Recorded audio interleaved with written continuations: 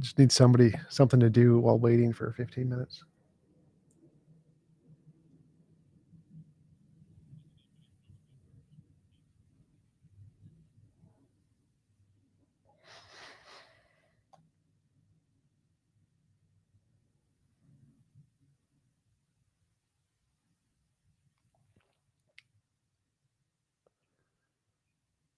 Yep.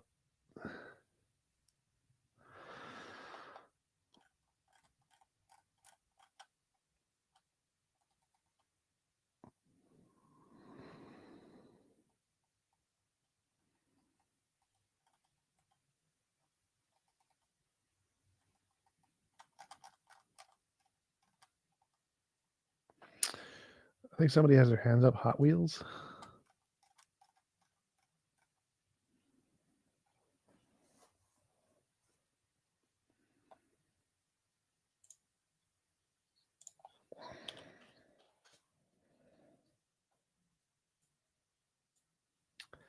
All right. Yep.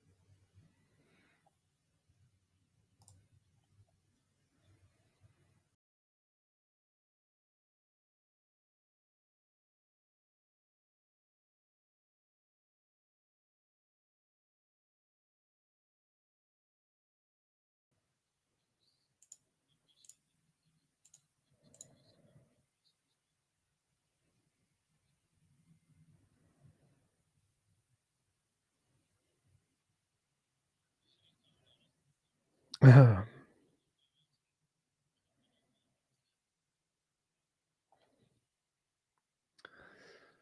it.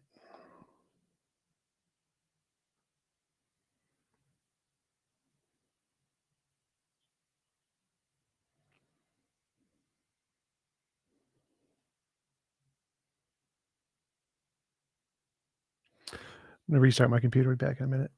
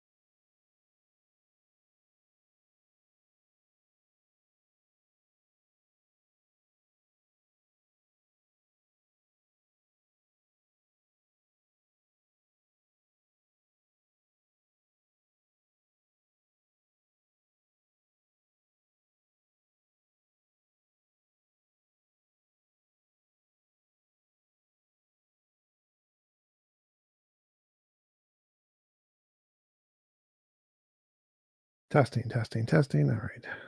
Share screen. Share system audio. Testing. All right, let's go to like.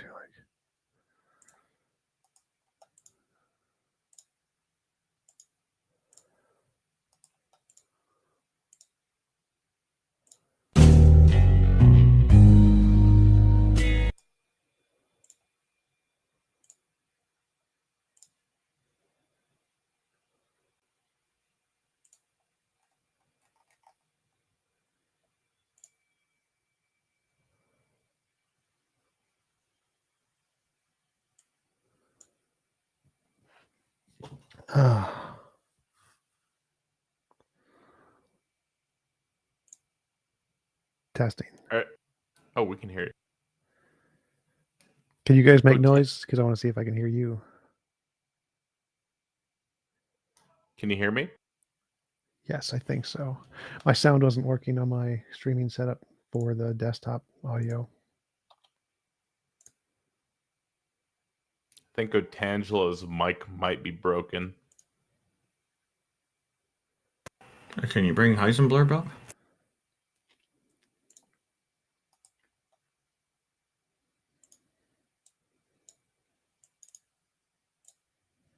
Inviting them up right now. Hello. Hello, how are you?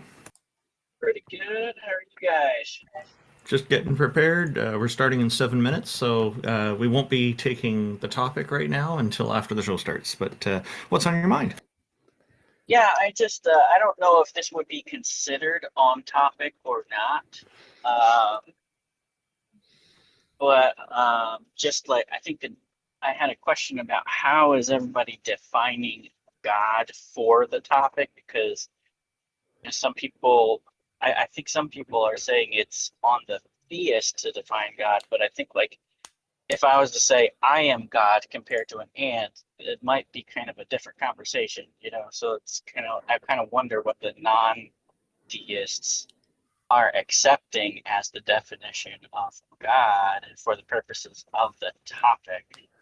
Is Usually Yeah, it's the most stereotypical definition of God used around the world. So a non-physical mind that created the universe, typically. right. So it's not like people just work with any definition of God that they want. Like there's a certain, like you would probably draw the line at some point, I would think, right? Right. Like, so you couldn't just say God is this potato that I'm holding in my hand, therefore God exists. That would be right. very, very silly. Right. Okay. That was all that I was really wondering. So yes, typically the words that are used in the title are meant to represent the most typical definitions that those words have in the dictionary.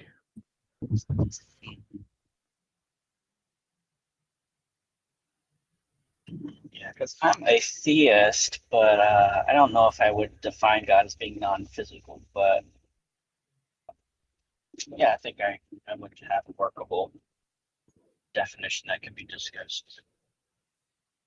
Yeah. So what happens to me is people start asking like probing questions, like, "What about this? What about that?" Like the omni attributes and stuff. I'm like, I don't really think the omni attributes are particularly coherent. Yeah, those aren't But required for but God. I Like try to. most religions Yeah, don't people try have to those. box me in though.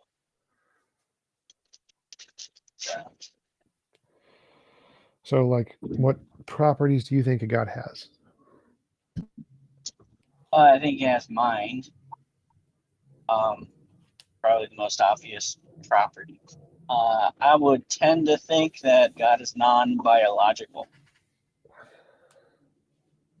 Okay, so this is actually kind of the topic that would be more appropriate for the show. So I think Right. we Okay. will get that onto the live stream. So let's hold off on these ideas now. Just keep in mind Yeah. that we're welcoming people presenting a goddess or god or a combination of multiple deities. Yep. That was my question. Thank you for answering it. You're welcome. And usually we do generally try to accommodate what the definition is that people presenting the idea uses, because that goes hand in hand with the claim, obviously. Right.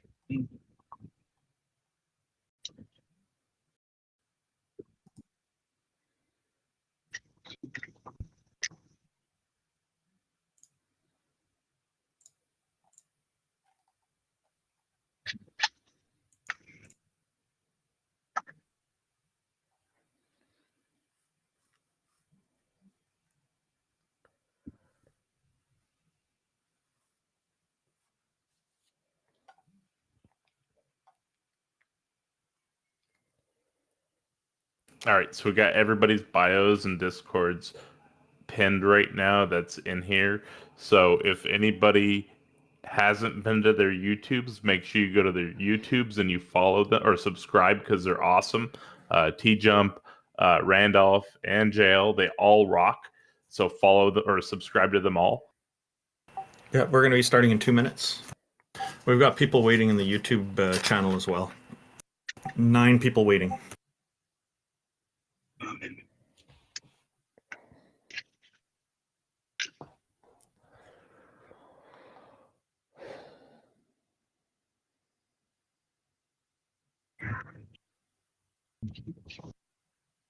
Should we move Otangelo and Heisenberg back down to the audience initially? Oh, yes, That might definitely. be fine. All right, we'll be pulling y'all back up.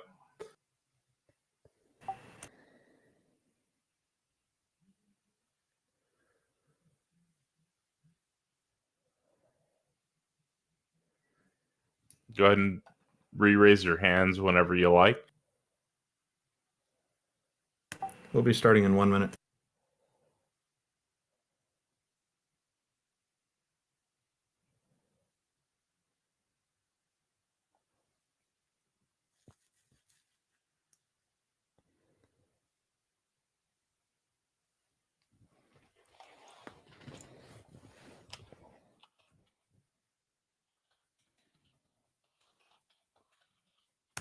Muting my tabs so it doesn't make noise when I'm talking.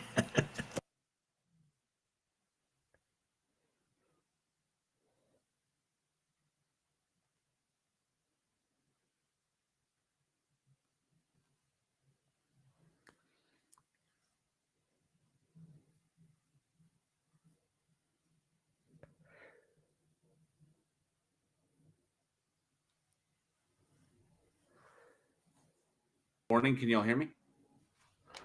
Yes. Awesome. Will it let you start the stage, or does it show it started? Yeah, we need to start the stage, I guess.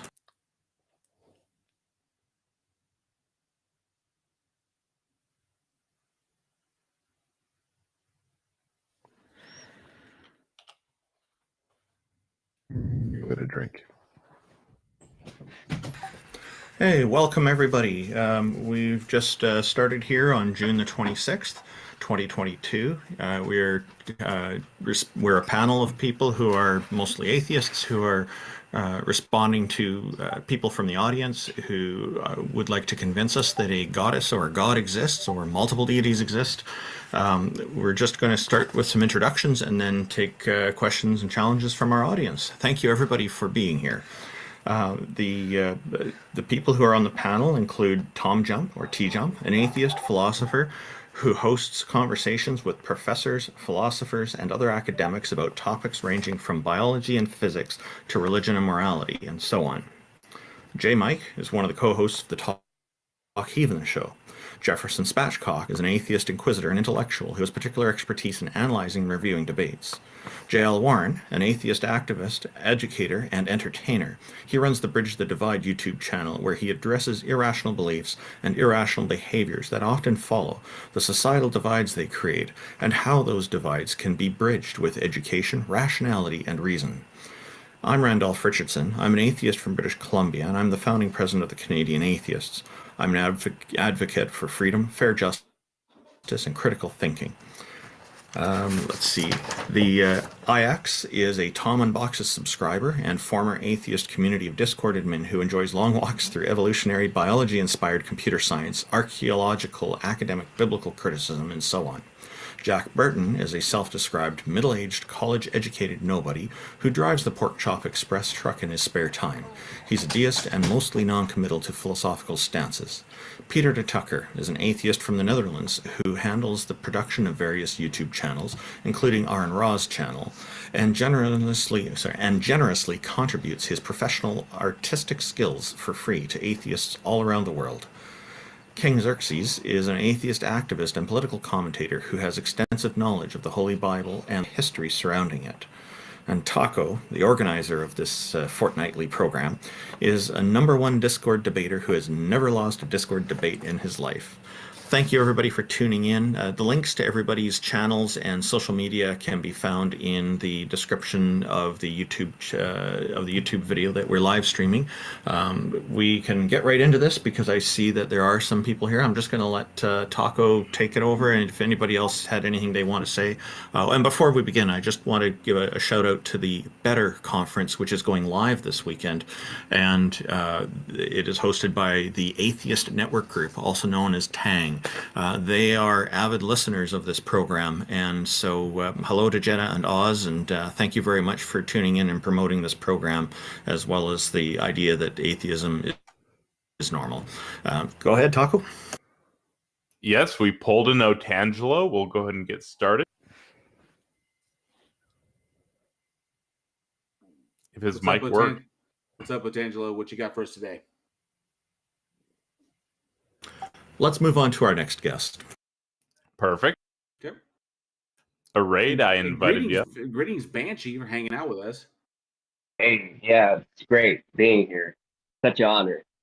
You know, when I saw this, it was very perplexing because I think this is such a great discussion topic. What is God, or does God exist?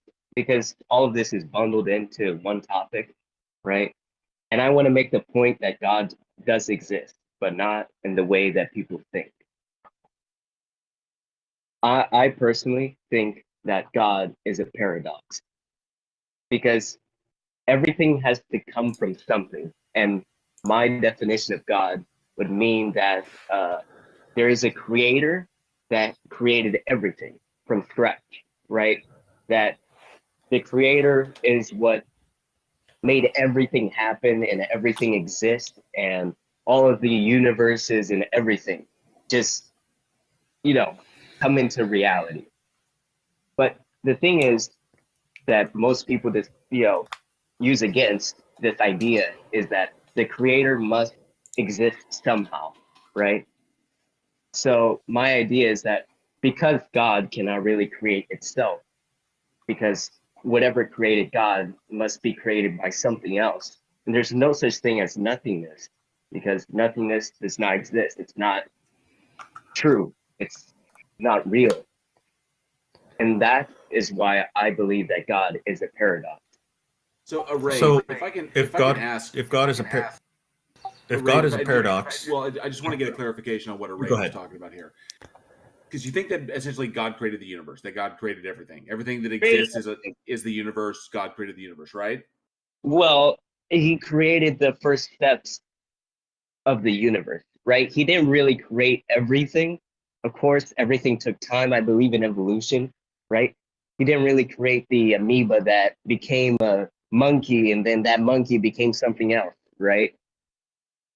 Okay, He got so the whole process started.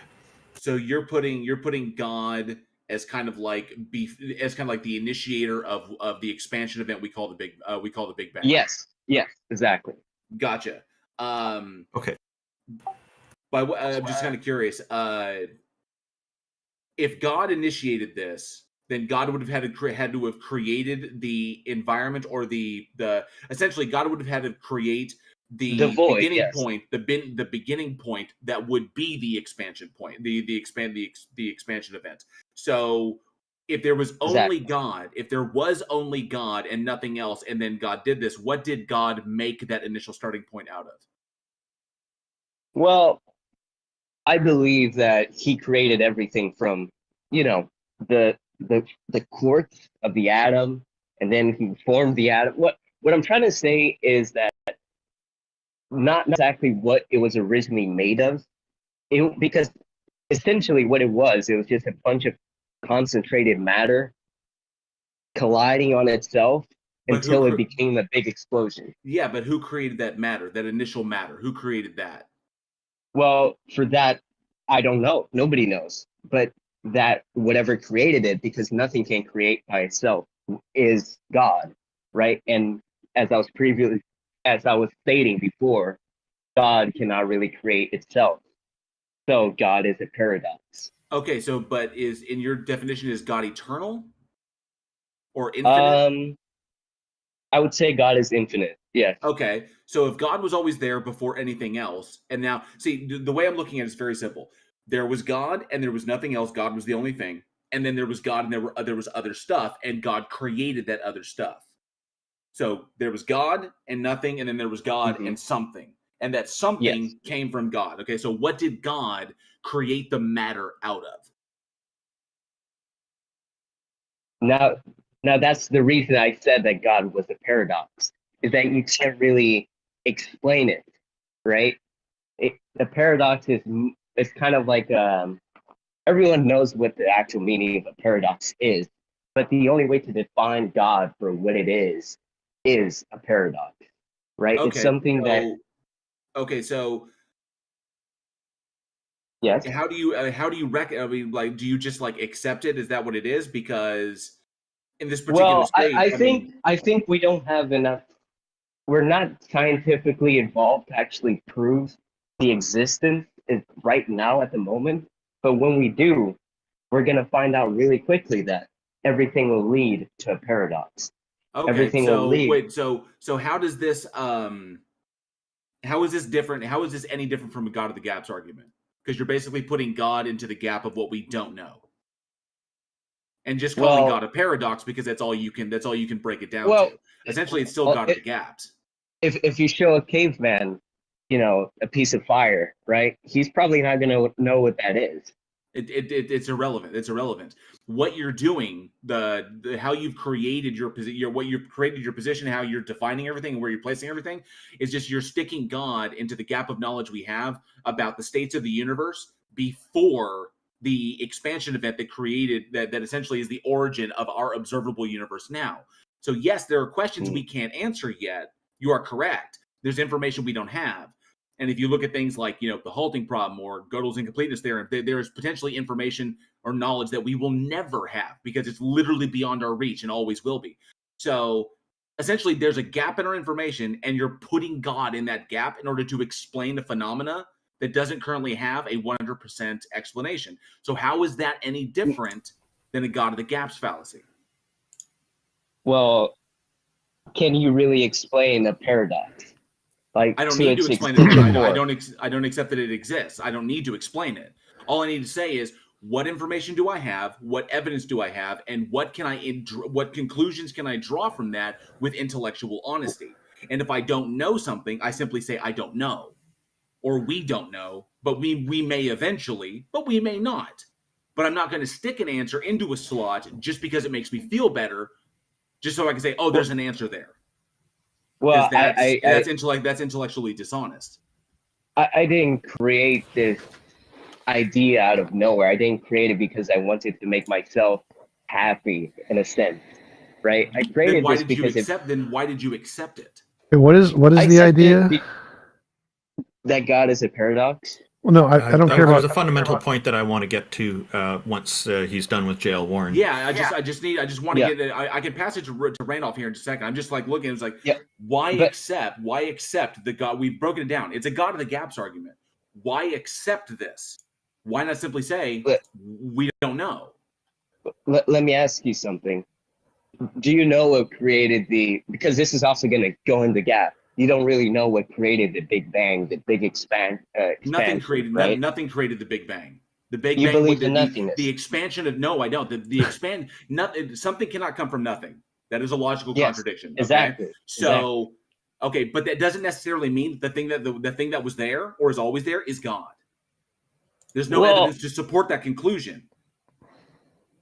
So what you're doing is fallacious, and I'm curious as to why you settled on that. That's all I want to know. Is on we the paradox? determined that your argument is a God of the gaps, and you seem fine with that. Wait, I still I'm have no curious as to idea why. what his argument is. So, like, why do we need a god? Why couldn't the universe have just always existed? We're getting there, dude. It's a raid. I want to know. I want to know. Well, I just want to start with this. we- Why? I don't understand what he said. Why do we need a god? Why couldn't the universe have not been created? It doesn't matter. We're looking at his personal position. Okay, and I'm saying he needs to be able to reconcile the fallacy in his personal position before he starts going on trying to explain it in a different way. And that's what's important. He didn't make a god of the is- gaps. What he said wasn't a god of the gaps. He didn't say we therefore God. He just said things need to Yes, be he created. did. That's exactly what he said. No, he didn't. I said that God was a paradox. That's what I said. That's true. Right? That's how you started. But we broke it down to expose that this is basically a God of the gaps fallacy. I don't see The any thing god of is- the gaps in what he said. So could you just restate your argument? Why do we need a god? Why couldn't the universe and natural stuff just have not been created? Hear anything? 1 second. Okay, so I just wanted to say, you're saying that God is a paradox. A paradox is a self-contradiction, or an absurd statement that's self-contradictory. If you're saying that God is a paradox, then how do you argue for God's existence with this paradox? And I agree with you that it's paradox. Like, you've got the Christian God, for example, has omniscience and omnipotence, and I've pointed out numerous times in the past, but maybe you're not familiar with it, which is fine. If a God is both omniscient and omnipotent, two of the many characteristics of the Christian God and the Islamic God and many others, then they don't work well together, because if you're God and you know that tomorrow I'm going to have sunny weather in my neighborhood, tomorrow rolls along and you use your omnipotence to change the weather to snow or rain, you've now invalidated your omniscience from the day before. Therein lies the paradox. But I guess you have a different idea on what you mean by God as a paradox. Perhaps you could elaborate on that. Do you guys know about the grandfather paradox? I've read it in many books, but I think a lot of people don't exactly know, the what the grandfather paradox is, right? Time travel. Time travel, exactly. You kill your grandfather, and then you travel back. But how do you exist? How do you exist to actually kill your grandfather if he never created you, right? So that is a paradox. Yeah. It's something you can't really explain. We don't travel back in time though, so. Not yet. But I get that if we invent time travel, we're going to have that problem to deal with. But hang on. Just a sec. You said not yet. Yeah. Shouldn't that be in past tense? Yeah, exactly. Can you try to answer my question? Because I'm still like, none of what anyone has said has meant anything to me. What is the reason we need a god? What is the reason we need a god? Why do we wait, stop. Why does there need to be a thing who created all of the other things? Why can't the universe be uncreated? Why can't it be the god and you don't need a mind? Well, I'm not saying it does need a mind. I'm saying that nothing can't come from nothing. Nothingness does not exist. Nothingness we agree. Something. We agree. Nothingness doesn't exist. But I'm a naturalist, so I think that like quantum fields are the fundamental thing. They created all other things. They don't have a mind. There's no God. It's just nature. Why? Where is the problem there? Well, if you define God as nature, if nature is what created nature, then I agree. That's God. But the reality is that something needs to be created by something, and that has to be created by something, and that has to be created by something. It was never created. So there was just nature. It was never created. No creation. It's just always been there. No creation. How can something always be there? That's the thing. You argue that for God, that's your position with God, that it was always there. I never said it was always there. I said it was a paradox. Well, true. Something that's infinite is always expanding. What do you mean? You agree that God is always there, that God is infinite, that at one point there was God and nothing else. And then what created that thing? I agree that God is a paradox, right? And I agree that God is infinite because there's always going to be something creating, right? No, why? Why would you always need something? Why can't there just be a thing that's always been there? Well, I can't really explain that to you. I said it in simple terms. It's a paradox, right? There's always going to be something creating that thing, No. right? Well, like a paradox, then as Randolph said, is a contradiction. There's no contradiction. It is a contradiction. Wait. There's no contradiction in a thing that has always existed. There's no contradiction there. It's not a paradox. It's just special pleading. That's it. That's the thing I can't really believe in, because honestly, how is it that it's always been there? So the atoms that collided on each other and made a big explosion to create the universe, it's always been there? Yes, you're advocating for something that has always been there. So why is it strange to believe while you're advocating for it? I didn't understand that at all. A raid. Essentially what TJump is asking you, it could be nature or it could be this mind thing that you call God. Why does it have to be? Why does it know? It's either one or the other. Why does it have to be God? Why does it have to be God? Because it created everything, essentially. But why? Yeah, okay, but we see natural processes creating things all the time. Why can't it just be natural process? No mind, no agency, no purpose. It just does it. I never said that God had a mind. It could be. It could have a mind. I don't know, right? Nobody knows, right? And that could totally fall into the gap that you call not explainable, right? What I'm trying to state is that God is the paradox. I'm not trying to state that he's some kind of like humanoid beard dude who created everything. What I'm trying to essentially say is that God is a creator. He is what created everything from the very point. Okay, so Ray, that implies a mind. Like, I'm not sure if you heard yourself, but you said, I never said that he had a mind. You said, I never said God had a mind. And then you said he, and then you said is a creator, etc., right? So it's like, you don't seem to be clear on what the implications are of what you're saying and the fact that it implies and requires a mind. And you don't seem to... Well, there's a lot of things that don't require a mind. Well, being a person who is a creator, implies a mind. That's what we mean by those words, right? So do you know what a... Let me finish, okay? So what TJump is saying to you is that, you can have quantum fields that are the explanation for the existence of things. In other words, if we look in our best physical theories, we have something like QFT theories that may or may not involve dark matter, may or may not involve, certain versions of the Big Bang, etc., may or may not have, space-time as an emergent. There's all these different theories. But what they all have in common is they all agree that there's these QFTs that seem to be the explanation for the existence of all the things. That the things are, if you describe them properly, manifestations of these fields, right? Now, none of that involves the field being a he or needing to be the creator. It is just the thing which grounds and explains the existence of the manifestations in it, right? It's like if I have a piece of graph paper and I draw a picture on the graph paper, the picture is grounded in the fact that there's a graph paper to draw it on, right? But we don't say the graph paper created the drawing. It's just that a graph allows for there to be points on it. It's like conceptual almost in the case of the graph paper, right?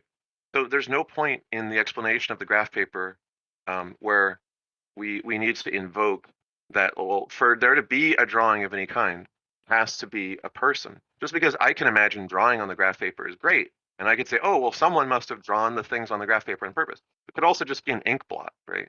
The graph paper could just have holes in it. Like, there's all kinds of things that can happen in some medium or some substrate that do not require a conscious entity that is a he.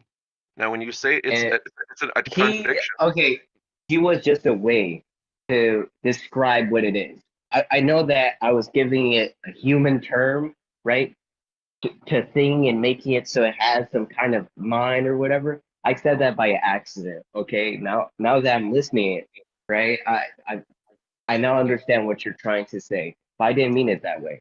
right? Okay. I was just saying he to refer to it as a thing, but of course that is Maybe, not how you refer to something as a thing. Raid, maybe I have a better question. So everything Go. that TJump has put forward, for that there is evidence. Why are you putting something forward for which there is no evidence whatsoever? How is there no evidence? What evidence do you have for this Well, eternal creator that exists and that creates can things? What can evidence something do you have? can something just exist out of nowhere? Okay, That's what I I'm trying asked to say. I That asked nothing you can. I asked you a specific question. Please Yes, address and the you're asking for question. evidence, and Yes. I'm telling you the evidence that nothing can come No, from no, nothing. you're not telling me the evidence. You're asking me a question which implies the need for your God. That doesn't help. What is the evidence for your God? I just told you, nothing can come from nothing. We don't claim That's that. Great, Arrayed. great. Arrayed. That Arrayed. still Great. doesn't get us Arrayed. to None of your. us- That still Yeah. doesn't get Wait, I us think- to your God. I think what It he's does arguing. get us One sec. to a question One sec. that we haven't answered yet. I think but you're it missing doesn't his get point. us I think to you're your God. misunderstanding what he's arguing. So I think he's arguing that there must be a past infinite regression of events, and that there can't be one event that is past eternal. So I think by creation, I think he just means events, and there has to be a past eternal segment of events, and it's not possible for there to be a necessary thing. There just must be a past eternal thing of events. I think that's what he's arguing. Is that right, Araid? I agree. That's exactly what I'm trying to say. It's a paradox. It's just lines of contradiction above contradictions and everything like that. And what evidence do you have to fill that paradox with? I just your told you, specific... nothing can come from nothing. Well, I there's just told you. two things. That is a thing that you put forward. What evidence do you have to fill that position with what you call God? Okay, sure. If I light a match and that match creates a fire, boom, I created something. Because the chemical reactions and the reaction it had with the air. Evidence you exist. There's evidence you exist. There's evidence matches exist. I can give you billions of examples. What you can give me examples. What you can't give me is evidence. Evidence. I gave you evidence. I gave you evidence. Nothing can come from nothing. Let me finish my sentence. You give me examples of existing things for which we have evidence that they exist. What evidence do you have that what you call God exists? Wait, not examples, not questions that need to be answered. It's not a question. Oh my God. So okay, wait. All he's saying is that causation must have a past infinite regression. That's all he doesn't say there's a mind. So he's not talking about God in any way that we know in the word. All he's saying is that there must be a past infinite regression of events. And the concept that nothing can come from nothing is pretty well accepted in philosophy. We grant that there's no such thing as a philosophical nothing. So that's fine. We can grant that. But two things. An infinite regression isn't a paradox. It's not a contradiction. There's no logical contradiction in an infinite past regression of events. That's perfectly fine. The problem is when you say that it must be that way. There's also no contradiction with a necessary thing that exists outside of space-time that created space-time, like a quantum field. There's no contradiction in that either. So when you assume that there must be a past infinite regression of events, that is not the case. There are other alternatives, like a necessary field that exists outside of space-time and created all the stuff we see around us. So it's not the case that it requires a past infinite regression. And it's really weird that you're calling a past infinite regression God. That doesn't make any sense. And it seems, again, that you're not really advocating for anything like what we would normally call a God. You're just saying there's a past infinite regression, and you're arguing for that over a necessary kind of entity. I'm saying a paradox. It's not. There's no paradox in any of that. Well, that's something that, for some reason, you don't really understand what I was saying earlier. I was saying that, because I already know what points you're going to do, because I'm just getting what I have said earlier again, that something has to create something and that has to create that. And at the end of the day, there's this infinite loop of whatever we've already been over created that. thing. You do not need an infinite loop. I've already proven this wrong. Exactly. You can have a necessary being. There's a determination. There's Well- this one thing that created all other things, and that one thing always exists, never created. This is a thing in physics. We know the two It alternatives here. always exists. Yes. It always exists. Yes. How so? It exists outside of space-time and created space-time. Space and time are emergent from quantum fields. Well, that I do agree with that statement, but I still believe that that at the very point of all of this, all of these laws and physics and everything, something had to define it. All right, something had to create matter to actually. And what evidence do you have for that particular something? He's never given any particular something. He's just talking about nature. He hasn't said it's a god of any kind. So that's why I wanted to go on. Like, I think we should move on. Well, he hasn't. Your question, I have responded so many times. It's nothing can come from nothing. I think we should move on to the next speaker because he's not talking about God. Wait, yeah, okay. Here's the thing. Blue can be red. Blue can be red, but that doesn't answer my question. My question is, you have a well-defined concept of what you think is God.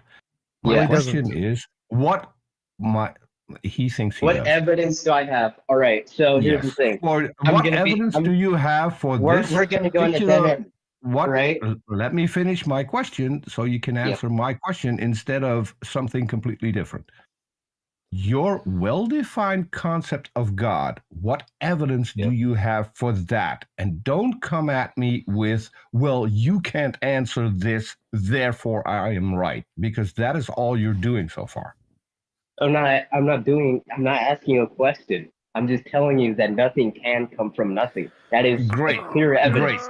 We all know that nothing can. Okay. We all know that is the case. Peter, he's not talking about God. He's literally not talking about God. He's talking about guys, bring somebody else in here.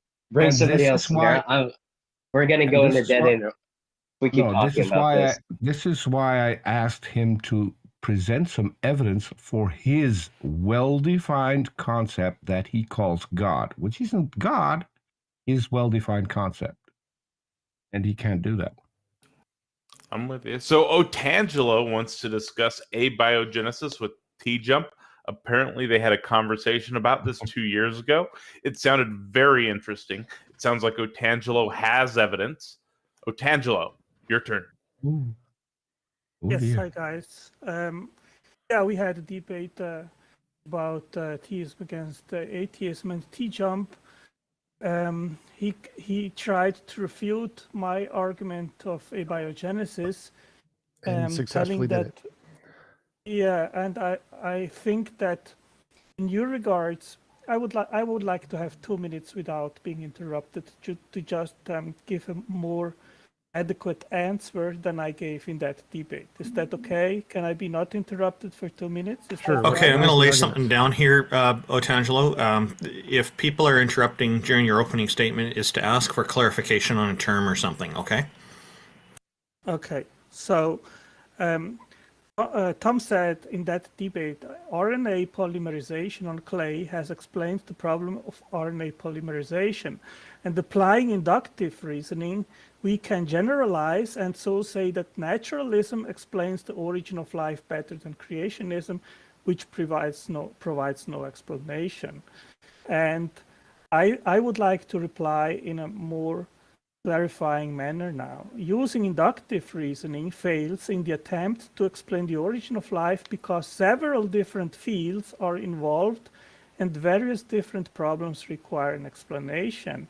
The science paper in 2020 clarified investigating the origin of life requires an integrated and multidisciplinary approach, including but not limited to biochemistry, microbiology, biophysics, geology, astrobiology, mathematical modeling, and astronomy.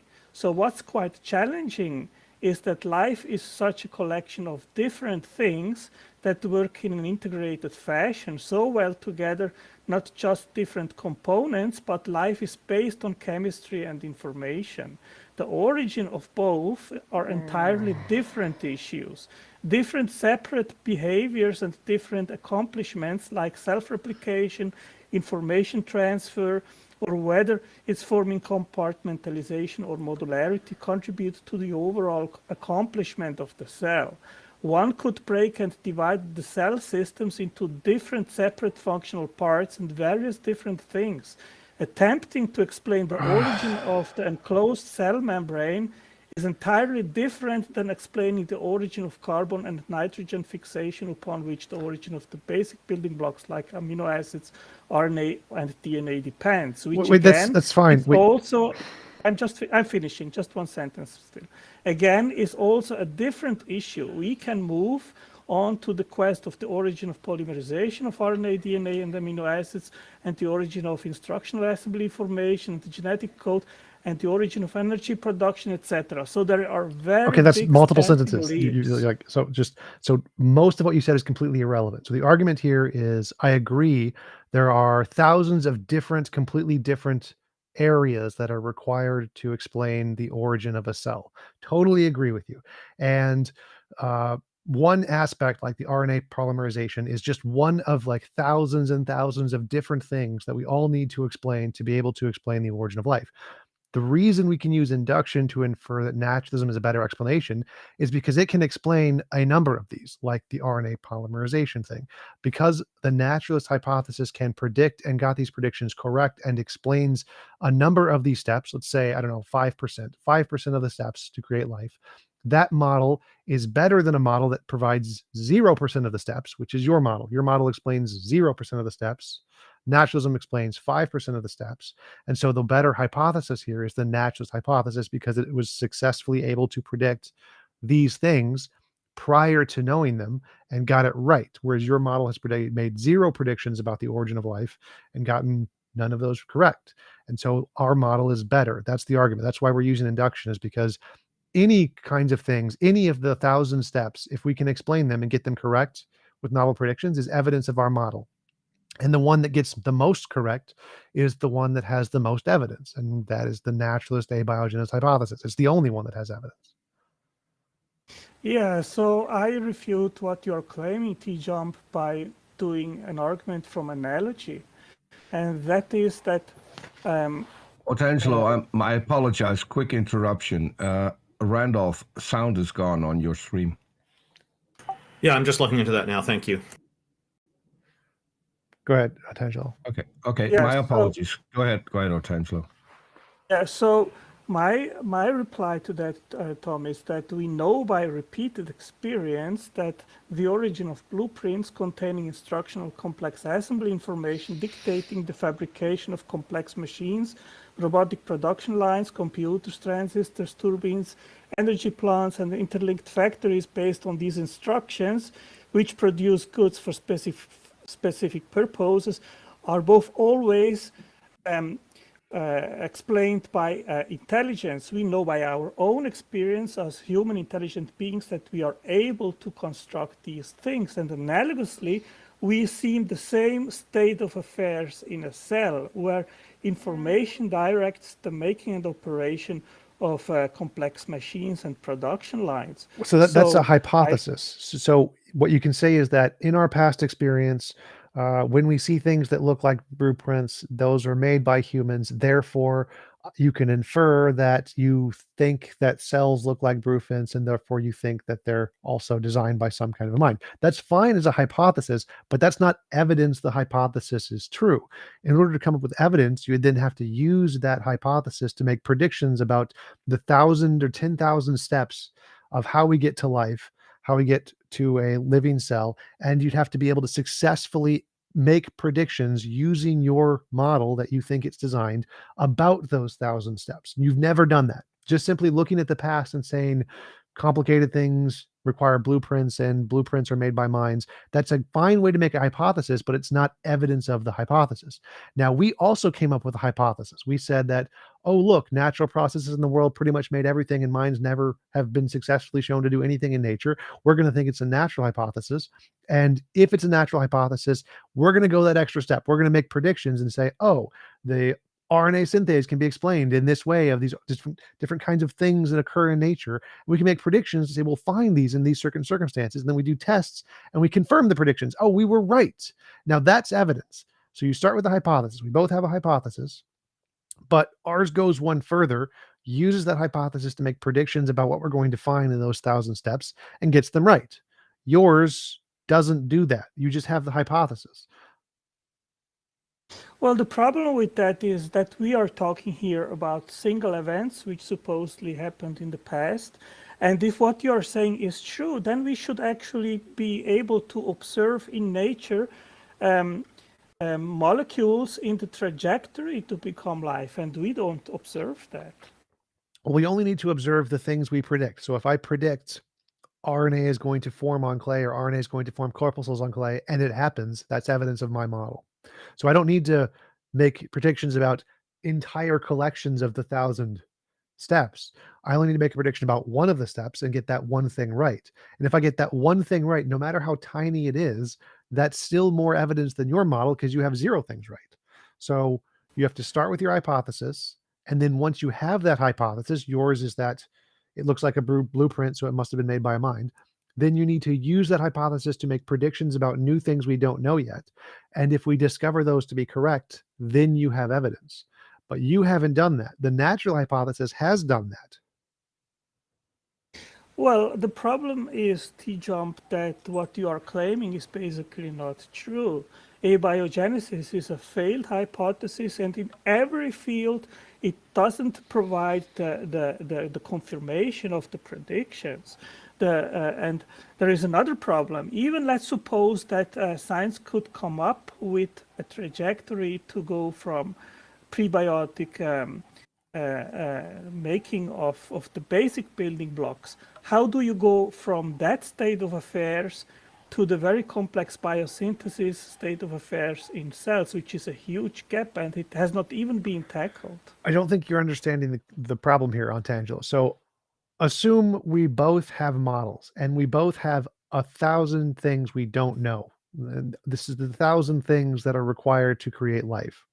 Now, each individual step is going to be really, really tiny. We haven't solved the whole thing. You can always say, oh, look, there's 900 things you haven't solved, and be like, yeah, you're right. We haven't solved those 900 things, but I did solve this one. And this one is more than what you solved. And so if I solve one thing and your model solves 0 things, my model is better than your model. So the fact that the abiogenesis model has made many, many successful predictions which have been confirmed, and you can just go to the New Scientist, First Life, the search for the first replicator, and just go through a list of all the different academic papers that have been published where we have found these, where these were predicted and discovered by the naturalist hypothesis. Just give you one example from Nature, volume 459, page 239. So there's sugars and bases were found as a prediction of, he took a half a sugar and a half a base and stuck them together, forming a critical sugar base that linked everything and struggled, and then created a self-replicating RNA molecule. And this was predicted that they would find this. So I have now solved one of the 1,000 steps. You have solved 0 of the 1,000 steps. My model is better than your model. Well, you have already several problems here. And the first is the sugar molecule, ribose, which you need to stick to the base. You don't have a prebiotic trajectory to get carbon fixed. Yes, it matters. Well, no. Again, Antangelo. Wait. You're skipping things. So I don't need to go in order of the steps. I can start at step 347. So I don't need to explain how I got from step 1 to step 347. If I can predict how step 347 went to step 348 and I get it right, that's evidence of my model. So I've solved one problem right in the middle of the steps. There's assume there's 1,000 steps and you have to go in order to get a living cell. And I only predict step 347 and 348, and I have no idea how we got from step 1 to step 348. It doesn't matter because I made a successful prediction, which is evidence of my model, of that one step. and yours has 0 of those successful predictions. So my model is a better model. Well, the problem is that you don't have that success which you constantly claim, because we know that the bases and ribose, they hydrolyze in water. They are, rather than joined, they are separated. That's irrelevant. Problem. Like those are other steps. No. You're saying in order to get to step 347, there's these other steps that you can't explain. Those other steps don't matter on Tangelo. I made a prediction that if I do this thing, I will get this result. I did the thing, I got the result. That's evidence. It doesn't matter if you think you're going to need some other steps to get to those first initial boundary conditions. It's irrelevant. I made a prediction that if I start with these conditions, which I started with, and I made these conditions and put them together manually with my intelligent designed mind. I set up the experiment, said if I set up the experiment with these conditions, and we will expect to see this result. We did the experiment, we got the result. That's evidence of my model. Whether or not you think it's possible to get those conditions in nature is just irrelevant. Well, I have addressed precisely your claim that it is possible prebiotically to stick a ribose. I did not say that. Again, I didn't say prebiotically. I don't care. So what is it precisely which you said, which you claimed was successfully predicted and then confirmed? So, like, just to give another example, corpuscles can form on clay. That's an example. And this can happen. I don't care about the prebiotic material. I do not care at all about prebiotic Earth. I don't care at all about how life formed on Earth. Makes no difference. I don't care about the first 300 steps. Completely irrelevant. All I need to do is predict one step successfully. If this step can occur in nature by my hypothesis, I have evidence and you don't, because you haven't predicted that. You have predicted 0 steps. I have predicted 1 step. My model is better than your model. Complaining that there are other steps I haven't predicted is irrelevant. Again, what is that thing on clay which you just claimed? Corpuscles forming on clay. This doesn't matter on Tangelo. Like if you're just ignorant of the basic research, then that's your problem. There are tons and tons of predictions made by abiogenesis research. I gave you an article that lists them. You aren't allowed to disagree with these. These are published academic papers. They have discovered what they claimed to discover. The only thing you can argue is that, oh, well, in order to get those basic starting boundary conditions of those experiments, they must not have done these other steps, which are irrelevant to the study. They don't care. So you don't get to object to these studies. They exist. They proved what they exactly claimed to prove. And then the fact that you don't think they can happen on the prebiotic Earth doesn't matter. These are evidence. Well, give me whatever thing you think that has been successful. I gave you an article that lists it, all of those things, and you can't refute them. I just want one, and then we'll see if I can refute it or not. No. You can't refute it. They're published academic papers. You don't get to refute it. Because they've literally and empirically demonstrated in a lab. You don't get to say, oh, it can't be done. It was literally done in a lab. This thing was occurred. Just a point of interest. Sorry, just a point about these papers. If you do want to refute those papers, the way to do it is to write papers of your own and get them peer reviewed. Science is definitely open to that. Yes, they absolutely would be. That'd be the best thing, is to do the work. Open up a lab, do the work yourself, break it down, show how their paper is wrong, and then update. And then you get out there, get peer reviewed, and then they'll be like, oh, wow, Tangelo has proven that this was false. It's proven that that there was something wrong here, and we have new, better information. Yeah, my initial point stands, Jump. You didn't refute it. Just by claiming that science has solved one problem, that therefore abiogenesis is better explained by natural mechanisms, is something which I not accept. I think that's not the right way to go, because there are very different problems which have to be solved. And I would say if you cannot solve just one of the many problems, then your hypothesis is not confirmed. While we know that intelligence can do all the things which I just explained analogously, we do all these things, we construct them, we make blueprints, and upon them we construct machines and factories and turbines and so forth.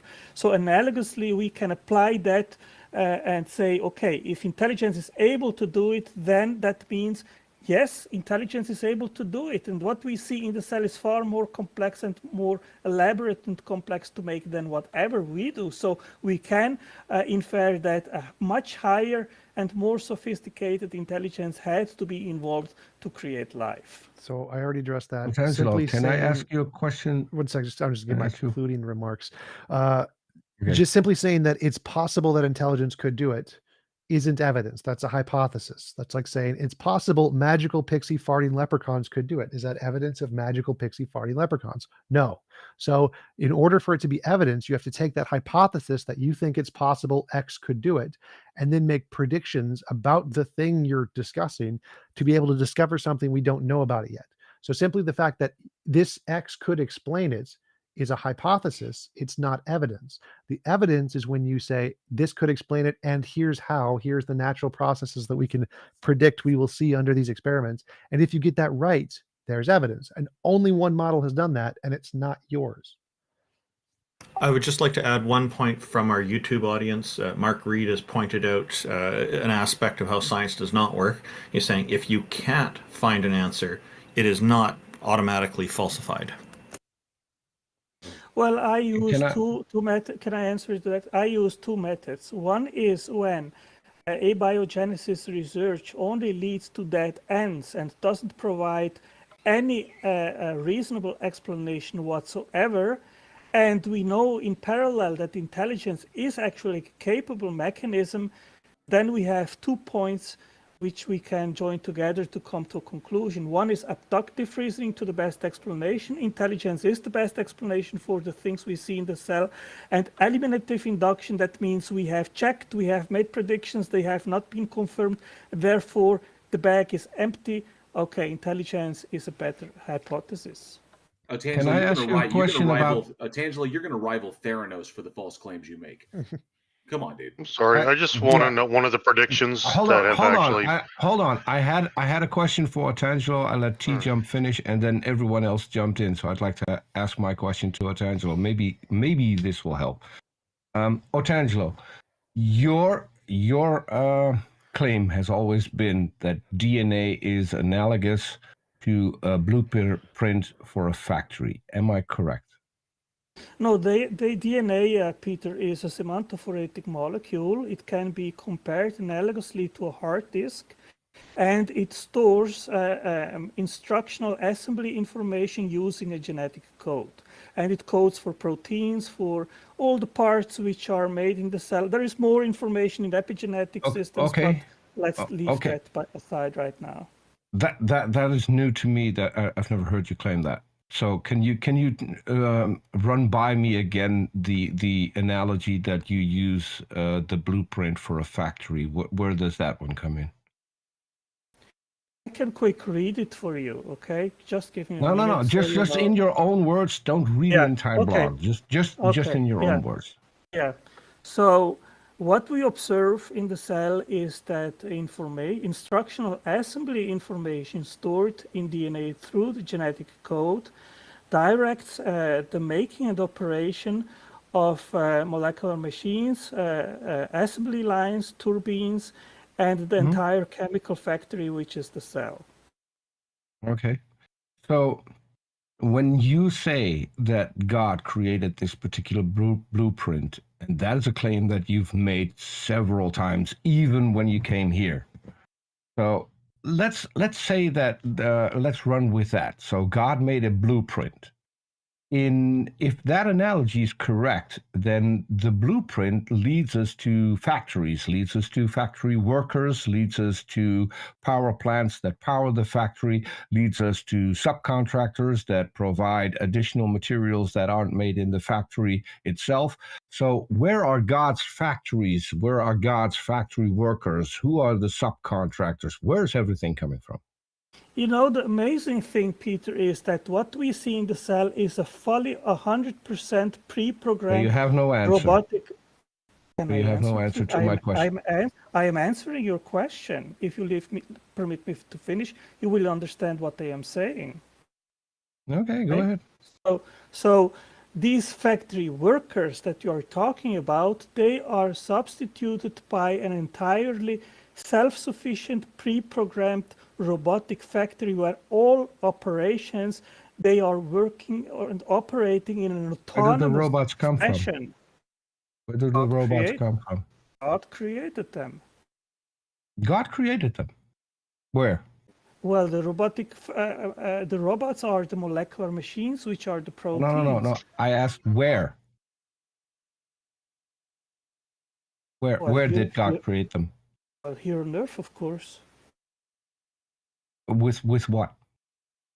With the matter which he had on hand. God had matter? Yes, the elements, the atoms, the matter, the materials. So what you're saying, that matter is eternal? Oh, he created matter. Oh, he created matter. Where did he create that? I don't know. You're how here, do you right? know? So how do you? Okay, if you don't know where, so how do you know? No. Quick question. If you don't know where he created it, how do you know that he did create it? Well, do I need to know where he created it in order to know that he did create it? Aren't we here, Peter? So this universe exists. It is here. That we are here is the question. My question is: you make claims about God that you can't back up. So you don't know where he created it. Okay, I'll grant you that you don't have to know. So how did he create? How did he create it? So what did he create? He created the matter that we see today from the matter that he had, and the matter that he had, he also created. What did he use to create that matter? Yeah, matter is energy, Peter. So I believe that God had potential matter at his disposition, which he actualized. Where did he get that from? It was always there. That potential to. There is matter that God didn't create. This is great. We're getting now. Finally, we're getting somewhere. So there's matter that God didn't create. No, there is potential matter that God instantiated and actualized. He said that there's energy that God didn't create. That the energy was always there, and then God manipulated the energy into matter, and then used that matter to create life. Oh my God, Otangelo, are you a pantheist? No. We're listening in real time for Otangelo to go back into an infinite regress of materials that God used to create. This is amazing. Let me correct JL. I didn't say what you rephrased. What I said is that I believe that God had potential energy at his disposal, which he actualized. Okay, and where did this potential energy come from? We need a breakdown. Hang on, Peter. We need a breakdown of that. God had potential energy at his disposal. Right. Yes. Right. Okay. Yeah. So if God is there, and potential energy doesn't just come from nowhere. So it's either always there alongside God, or God created it and then used it. Which one is it? Yeah. The potential of actualized energy was always there at God's disposal. So you're basically that something existed alongside God eternally. Yes. This is amazing. Someone needs to clip this.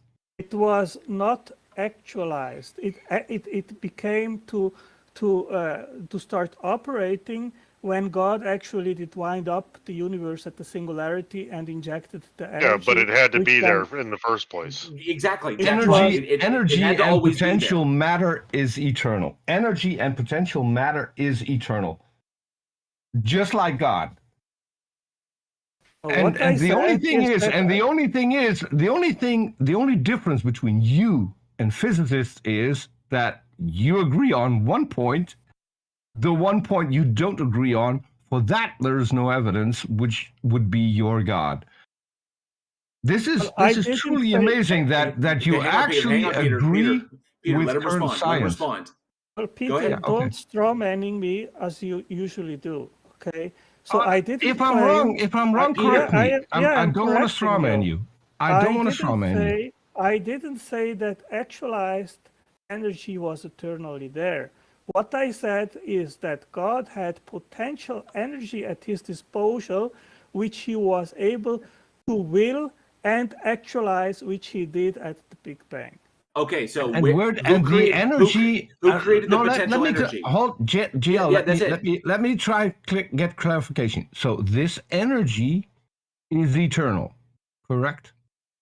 Again, you are not listening or not understanding or trying. I'm to listening. I'm trying to. people. I'm trying. I said I want to clarify this. The potential energy that God had to create things out of is eternal. Am I correct? Let me give you here Not an a statement, example. it's a question. Yeah, let me give you an example. No, not an example. This is a simple yes or no question. Was it eternal or wasn't it? The potential, the ability of God to instantiate and to actualize energy. I'm not talking about his ability. There. I'm not talking about his ability. I'm talking about the energy that you claimed God had at his disposal. Is that eternal? I said potential energy, Peter. I said potential energy. No, wait, JL, I'm getting somewhere. JL, please. Peter, you guys are going in circles. Otangelo, I'm asking you about the thing you claimed. You said God had potential energy at his disposal. That is your claim. My only question is, this potential energy that you claim that God had at his disposal, I'm not putting anything else into this. The thing you claimed he had at his disposal, is that eternal, yes or no? That's a yes or no question. We don't need examples. We only need a yes or no.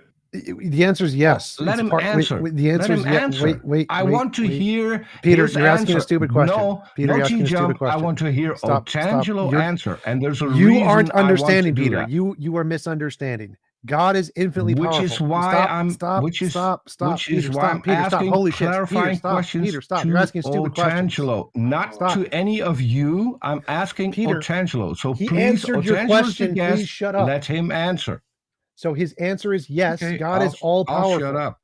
God is all powerful. Yeah. He has infinite energy. Great. God has the energy. It's great that you now gave an answer that isn't coming from Otangelo, which means absolute fuck all to me. Okay, come on. TJump. Yes, Peter. I'm asking Otangelo, how hard is it to let He just said he agrees with TJump, Peter. Shut up. Again, I agree with TJump.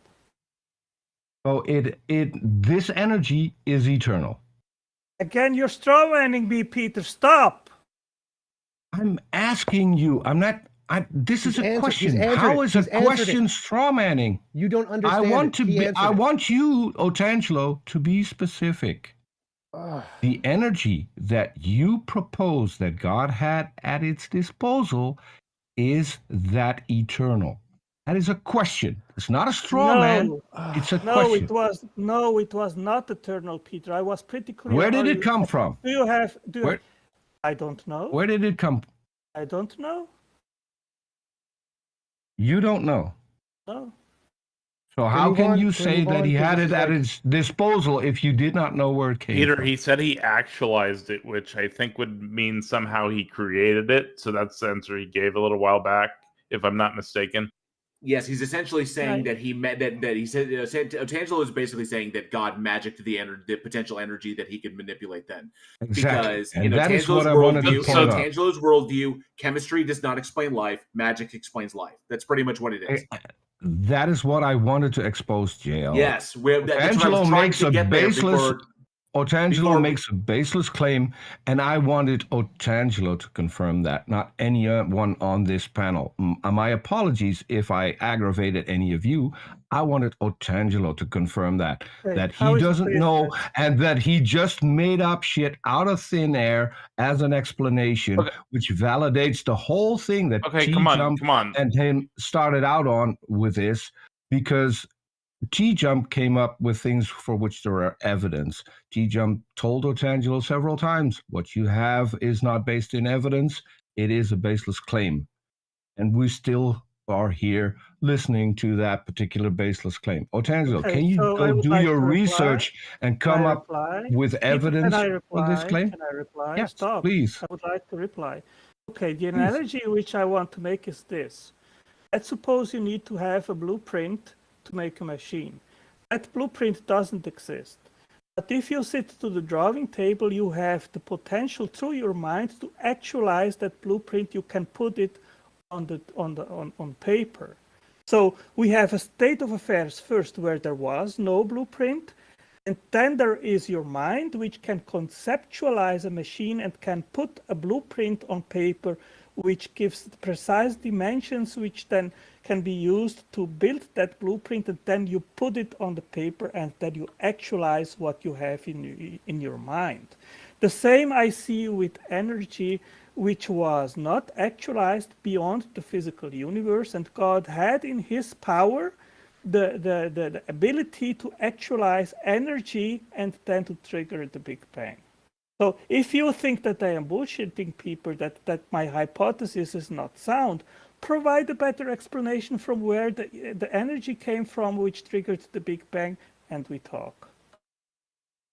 We don't have to, because you set the stage for that. You don't need the source of that particular energy in order to make a claim. So we can go by your standard and just tell you that unless you come up with something that has more and better evidence than the current model, then we can discard your model based on your standard, Otangelo. Yeah, what is your model? Didn't TJump point out necessary fields earlier? Yes. TJump went over that with you 2 years ago. He went over that with you just a few minutes ago. So don't keep asking to have people repeat something, because that would equate people to you, because that's literally all you do. You never come up with a new thing. I've never got an answer to where the quantum field comes from. And by the way, the quantum field is physical. It is in time. We don't know, which is a perfectly good answer according to you. And the only reason that we should be thinking of a different way where it came from is for you to come up and debunk it, which is what you just asked us to do with your model. When you got when you got to the point, I don't know. I don't have to debunk. I don't know. You already confessed you have no explanation, no answer whatsoever. You confessed you have no explanation. You said, I don't know. You said you don't know where God. Which is a nonsensical explanation. Well, I don't care about your opinion, Peter. It's not your opinion. No, it's not that you say it's God. It's no. Your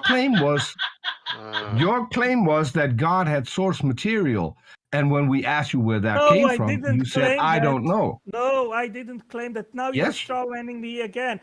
People can go back.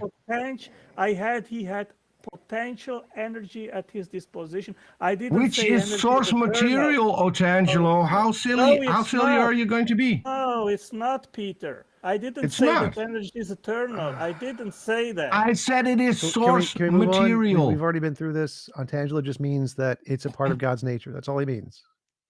Yes. So TJump, do you have an explanation where your quantum field came from? It's uncreated, just like you think God was uncreated. So it has always existed? Yes. Okay, so explain to me how it is possible that it transformed itself into the four fundamental forces which are just right to permit the making of atoms. It didn't transform itself. Well, what happened then? Was it always a quantum field? Then we wouldn't be here, right? Some transformation had to occur in order to... They're emergent properties. So the four fundamental forces are emergent properties from fluctuations in the quantum fields. Well, emergent property isn't the mechanism, TJump. Well, the mechanism is the fluctuations in the quantum fields. What happened, that it emerged, but what made it transform from that quantum fluctuations in the quantum field produced these things. Okay, so again, my question again.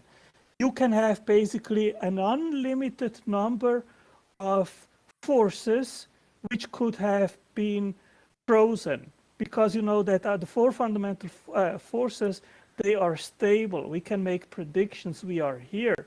that is not a Tangelo, given. this is You no need to longer explain that. abiogenesis. Are we changing the topic now? Peter changed the topic. Okay, I think perhaps we should move on here because we've taken quite a lot of time and there are other people in the audience. Maybe give Otangelo a final 30 seconds to kind of say what he wanted to say and we'll move on. Does that sound good? Sure. Perfect. Okay, I appreciate. I think it was pretty civilized today. It wasn't interrupted too much, so keep on doing it that way. That will provide much funner debates amongst each of us. And I stand to my initial point that just explaining one thing in regards of abiogenesis isn't by far sufficient to say, okay, abiogenesis is plausible. Thank you, Otangelo. Appreciate your time, and it's we went way off topic. TJump, did you have anything you wanted to summarize about this? Because it sounded like you had something to say. I guess I could respond to his last point about the fine tuning. Why did the quantum field form into the four fundamental forces as we see today? That's because it's in its nature to do so. Just kind of like how he says it's in God's nature to want to create a life-permitting universe. Well, it's in the quantum field's nature to create the four fundamental forces as they're designed. And that would be an equivalent answer for both.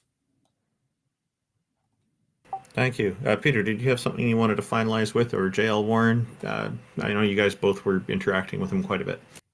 Yeah, I just wanted to point out that Otangelo's position is exactly the same as ours, and I wanted to at least have a chance at demonstrating that he ends exactly where science ends, and the only thing he does then is that God did it, and for that particular claim, he has no evidence, will never have any evidence, won't even attempt to find evidence, which to me just shows the dishonesty. Because he will, if you go there, he will automatically derail the conversation to a different topic, as he did today. The conversation ended as soon as he appealed to magic or appealed to divinity. The minute you appeal to heaven, it's over, because yes, it's just like, yeah, that's when the conversation should have ended with Otangelo. Because I mean, if he can't say simply intellectually honestly that we don't know, and he just says God magicked it, appeal to magic, then the conversation is over. It's intellectually dishonest, it's fallacious, and Otangelo knows this. It's been explained to him a number of times, and he doesn't seem to be able to. There's a fundamental flaw that he somehow he can't accept it. So. But I mean, yeah, if it comes to that and the conversation is going in a direction where it's just appeal to magic, it's over. It's done. So that's it. I just wonder if Jack Burton, IX Taco, or Jefferson Spatchcock had anything to say. Good to see you here, Jefferson. Hey, Jeff. Hey, Welcome. Jeff. I thought TJump did a really good job of not getting derailed, and when you talk to somebody where they're going to change the subject as they want to do, well, what about this? What about that? The initial point is that the whole worldview has to make predictions that are novel and testable in a way that gives it some credence. And if the alternative credence is just like an analogy or a speculation or an assertion that, well, this could have done it with no evidence, that was it, right? Now, I think what we're trying to do when we take things a little further, even if there's nothing convincing about what's been presented, is we're not simply saying, like, that's not convincing. We're saying, do you not see why this isn't convincing? And we're trying to help maybe members of the audience who think the way that that person does, or the person who's still making the argument, to try to get them to acknowledge why it's not convincing. But you don't really have to do that. If you have someone going on and on about what about this and what about that and what about this, and like changing the subject all over the place, you can just kind of end the conversation, unless you care and you think that person's capable of grasping or getting the questions that are problematic about what they're saying. And I appreciate I can ask that, John. TJump's ability to kind of like get right to the heart of it, because otherwise, like, we can chase all the different tangents, all of which can be fun, but it can be really exhausting. And like, you don't owe the person sort of like exhaustion match of like chasing every tangent that they bring up. I think that's an important point. And I have another objection. So every single time Otangelo comes on, he starts reading off of his blog. I think that the next time we're going to have Otangelo on, we're going to talk to him, and he can tell us everything he wants us to know in his own words. Sitting here and listening to him reading his own blog or other people's websites, that is an entirely waste of time, and I think it's rude to everyone else who's in the audience having their hand up. That's just my 2 cents. Thank you, everyone. Taco, I guess. Oh, Jefferson, looks like you had something to say. Yeah, so I've known Otangelo for a while, and occasionally he'd show up on my YouTube things. I've interacted with him for several years now. I haven't seen anything from him over the past few years that has demonstrated to me that I think he suffers from what a lot of people. I mean, it's a human thing. He tends to approach a lot of these conversations like he wants to engage in a comparison of arguments, but that's not what he's actually doing. If you listen to what he's saying, the subtext is pretty obvious. He's interested in appealing narratives, and the God narrative is the most appealing explanation for why stuff is, and that's why he tends to fixate on it. The rest of the stuff I think that he ends up using is just a way of backstopping that appealing narrative. And I haven't seen him do anything or say anything that really has led me to any other conclusion, because it doesn't matter what counter arguments are presented to him. Ultimately, at the end of the day, he'll end up doing the thing where if he can't explain something like where energy comes from, and someone can't explain the origin of, say, a quantum field or something like that, he wants to know, like a 4-year-old, why. He needs an answer for every question you bring up, but he doesn't need questions for his. That to me betrays his position, which is the God of the Bible is about narrative appeal. It's not about being argumentatively convincing. So that's just by the way, happy birthday, Jeff. Yeah, thank you. Thank you very much. Yeah, it's a special pleading that he's doing. Mm-hmm. I have another comment that I need to make for the person that I just deleted. I deleted. Okay, just a sec, Peter. I just want to say, Jason, we're gonna get to you in just a moment. We're really glad you're here. So go ahead, Peter. I'm really short. So the person who just DM'd me, I am not a cigarette. I am smoking one, and you should use the word cigarette, not the slur word that you used. Thank you. So Jason wanted to discuss worm gods or something? No. Today is going to be a much more triggering topic than that. I predict a bunch of optical illusions you can't verify come in and everything like this. But let's I'm happy to hear we're not going to talk about my penis. Got him. I'm saying that we are created by not a god, but something that is more intelligent than us, because the Earth is flat and stationary, and that is a thing that had to be created, not evolved from a lump of rocks in space. Can I ask for a clarification, Jason?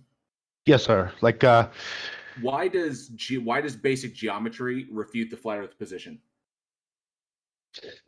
I don't care about geometry. I'm talking about scientific experimentation that proves that there is no curvature whatsoever. We don't live geometry. Geometry. Mathematics. Yeah, what you talking about? Mathematics refutes the flat Earth position. Okay, you can refute it all day long, but you got any science to back it up? Yes, we do have science to back that up.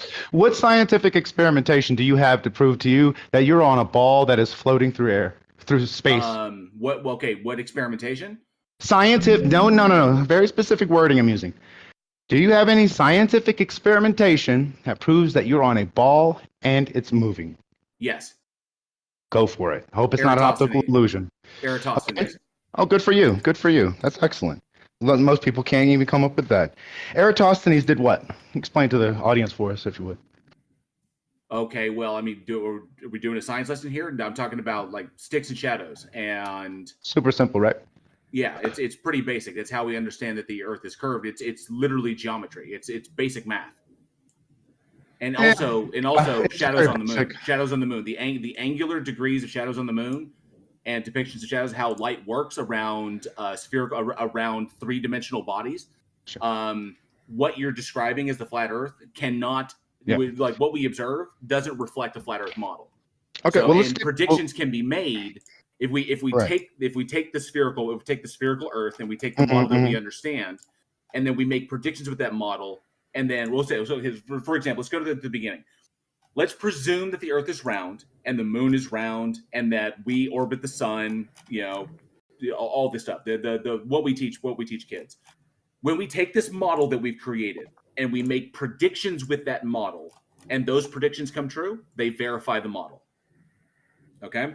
So if the Sun is 93 million miles away, and the Earth is the size it has, and the circumference of the Earth, and the Moon is so far away, and the Moon is the distance it has, and the Moon is its size, okay, then we can use basic mathematics to make predictions about when we will see particular phenomena.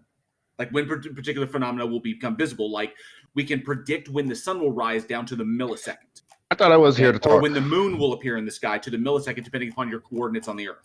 Yeah, I could have now when we make those predictions, and those predictions comes true, they verify the model that we're using as correct. So, Jason, yes. Now flat Earth is kind of off topic for us here, unless you're able to tie it into proving that a God exists. I think I just did. I think you have to have some kind of intelligent creation in order to make a flat, stationary biodome that houses living creatures. Be quiet. Be quiet. I was invited up here to speak. Could you be quiet, please? Jason, I just refuted that. I don't care what you do. Be quiet. Do it while you're muted. Dude, somebody asked me a question and you're literally interrupting me, man. You cannot appeal to it being flat anymore. You can't appeal to it. I'm trying to answer this other guy's question. If you could just be quiet and stop interrupting me, that would be so swell, dude.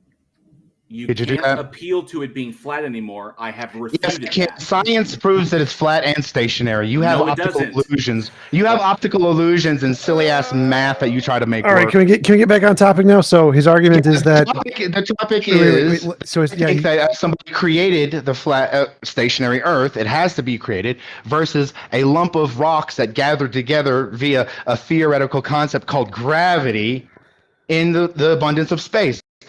One is a theory. One is actually we can prove scientifically. Jason, my response to you, Jason, is that it doesn't look to me like the Earth is flat, so I'm not convinced by your argument. Well, that's why you don't trust your eyes. You trust scientific experimentation. And you don't even know enough about your eyes to even know if you can trust your eyes. You don't understand perspective and atmospheric interferences and things like these. You totally leave out because of your lack of knowledge, because you've taught your ball Earth bullshit, and it is actually literally blinded you from seeing things You're now making assumptions about the amount of knowledge I have about my eyes. You actually don't know how much I know and don't know. And I'm not going to confirm or deny it, but I mean, this is an assumption you're making instead of supporting your argument. We have a creator. And if the Earth is a ball, we don't. That's the basis of this. No, and all you can do that you can prove that you're. No, sorry. The spherical Earth and the concept of a God are not mutually exclusive concepts. Come on. Okay, thank you for coming up, Jason. He's lying, and he knows he's lying. He knows he is. There is nothing fruitful to come from this. There is nothing attached to it. These are not mutually exclusive concepts. I think he believes it. I don't think he does. I don't think he does. Yeah, agree, Jefferson. Go ahead. No, I was going to say, here's the thing, if he does agree with it. So in 2018, I'm not a big fan of Netflix, but they actually did a pretty decent, there was a decent documentary that they did called Behind the Curve. Yes. Featured in the video throughout it, there's a guy, I can't remember his first name, but his name is Campanella. He does the light experiment. If you watch that, they end up proving that, right, he sets this thing up, it should be able to shine a light from one post to another post, and if it's going from one side to the other, taking into account the curvature of the Earth, it should be at a different point. And it actually does prove for them, right? It demonstrates that there's curvature to the Earth. Of course, this troubles them, and that's kind of where it's a spoiler alert, right?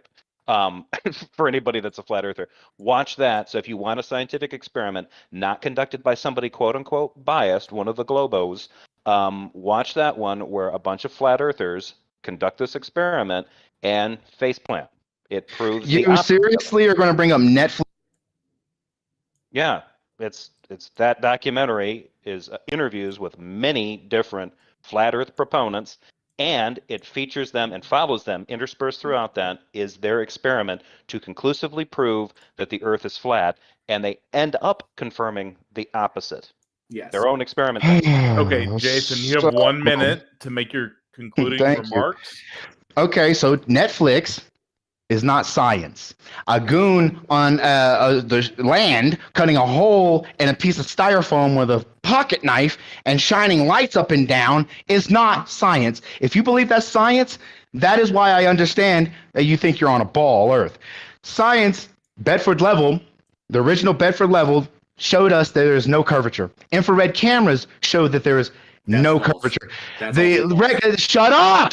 The record. The record for the longest. I'm not going to shut up because you are flat out lying at this point. These are lies. These are straight up lies, and they have been refuted time and time again. The whole infrared thing with Mount Jacinto demonstrates that you have no idea what you're talking about, or you're just flat out lying. No, this is not going to take place. He is just flat out 100% lying at this point. Doesn't this guy feed his worms something to keep him cooler? I mean, he seems kind of triggered. No. It's freaking ridiculous. The worms eat him. Okay. Oh, worms eat him. I'm sorry. Coming up. I was actually hoping that he was going to tie worms into the flat Earth stuff, and it's a shame he got so angry. He's usually more pleasant than this. Me too, Randolph. I was looking forward to that same thing. Like, okay, when the worms happen. Big enough, that's how we get the hollow Earth. And Jefferson, this is the big thing. Like on the documentary that you're talking about, yes, that was Jeranism who did that, and that's where the meme comes from of like him saying interesting because he realized it refuted what his position was. But not only that, but you have Bob Nodell himself, who is a massive dude, a big proponent of this, who was literally caught saying we did this experiment with the gyroscope and discovered that there was a drift of 15 degrees per hour, and that and he was caught on tape saying that we need to hide this information because it's really damaging to our position. We can't let this get out. He was caught on tape saying this. Okay, it's a lie. It is a lie. It is a grift, and people should reject it at all costs. Basic mathematics. Professor Dave did an entire series on how you can prove the spherical model of the Earth is true with just observations. Okay, it's beyond dumb. Feeds my point, actually, JL, and I only have a few minutes because I'm heading into somewhere, but I am sick and tired of inductive arguments being made to support theistic claims as necessary when the inductive arguments obviously are missing half of the observations available. So, for instance, in Antangelo's case, he's making the inductive argument that we observe mind-involved processes, therefore anything that exists must emanate from a mind-dependent process. That's half the observations that we make. Yes, of course we observe that, but we also observe processes happening in the natural world that don't have any. So before you continue, Enriquez, just one last observation I want to put in here is, and welcome to the stage, is that it seems that flat Earth is probably one of the one of the least happiest topics to cover. Very true. Oh, go ahead, Enriquez. I'm sorry. We're all kind of tired of it because a lot of us here have been round and round and round with several different flat earthers for years, and I love the irony of the statement that you just made. Round and round and round. Yes. Like a flat disc. It's very. I mean, just the predictions made in 2016 when Comet. I think it was 2016 or 2018 when Comet Neowise was passing into the visible range of Earth. This was a big thing that made headline. When it's like, look up in the sky at this particular time, and you will see Comet Neowise. In order for that to be true, that is a prediction because Neowise wasn't visible. They said it's going to be visible at this time, and then we need to look up in the sky and we'll see Comet Neowise when it was making its very close pass. In order for that prediction to come true, okay, or say like in 2027, I think it's 2027 when the next total solar eclipse will occur, and the path of totality specifically over Dallas, and we're going to go down there to go see that. If Neowise predictions came true, and the solar eclipse predictions will come true, so the fact that those came true verifies that all the information we put into to make those predictions are all true, is all correct. So it's beyond refuted. It's done. It's like, this is why the analytics on flat Earth have completely plummeted, and nobody is doing. Only the trolls and grifters are still making content on this. One quick comment from our YouTube audience. Maynard Saves is pointing out that if there is no gravity, what holds flat Earth together? But Andrikas, welcome to our stage. What have you got for us today? Are you presenting an argument that a god or a goddess exists? No, I am not. I'm just going to say these guys all know me. And I think that you guys, all of us need to hold a harder line on the inductive claims made by these guys. Because, what that last guy said, that people making a hypothesis and putting lights behind, up to a hole in a thing and testing the results is not science. What the hell? That is science. I just think we need to hold these guys to a harder line. If they're going to use induction to make an inference leading to their argument, like, only we observe minds doing this, so therefore if something resembles what a mind is doing, therefore everything must be from mind, when our observations actually observe things happening that don't have minds involved, complex processes, things being created, things organizing that don't have a parent mind involved. We have those observations as well. So both hypotheses are equally possible, that mind is involved and mind could not be involved. So we just need to hold a harder line on the inductive cases that these guys bring, because almost every time they are incomplete, sorely incomplete. Thank you very much. Yeah, I appreciate that. I'm going to put you down in our YouTube list as atheist then, I guess, because you're obviously not a theist. Agnostic, please don't list me as atheist. Please. Yeah, he's agnostic. No problem. He's one of those. He's those dirty enjoying fence those sitting splinters up his ass sitting on that fence. He's like a dirty fence sitting agnostic. It's done. No problem. It's done. Andricus, if you want to go into why you think that distinction is really important to you, that could be interesting. Up to you. I only had a few minutes. I'm heading into work, so next time I'll try to catch you guys next time. We can good go to hear from you. Thanks, Andrew. Yeah, good to see you too. It was nice to meet you. Yeah, you too. Keep tearing it up, man. You bet. Concrete, I invited you up. And Concrete actually messaged me or sent me a message, or put a message in Heathen Hangout in the text chat and said that I keep interrupting interesting conversation.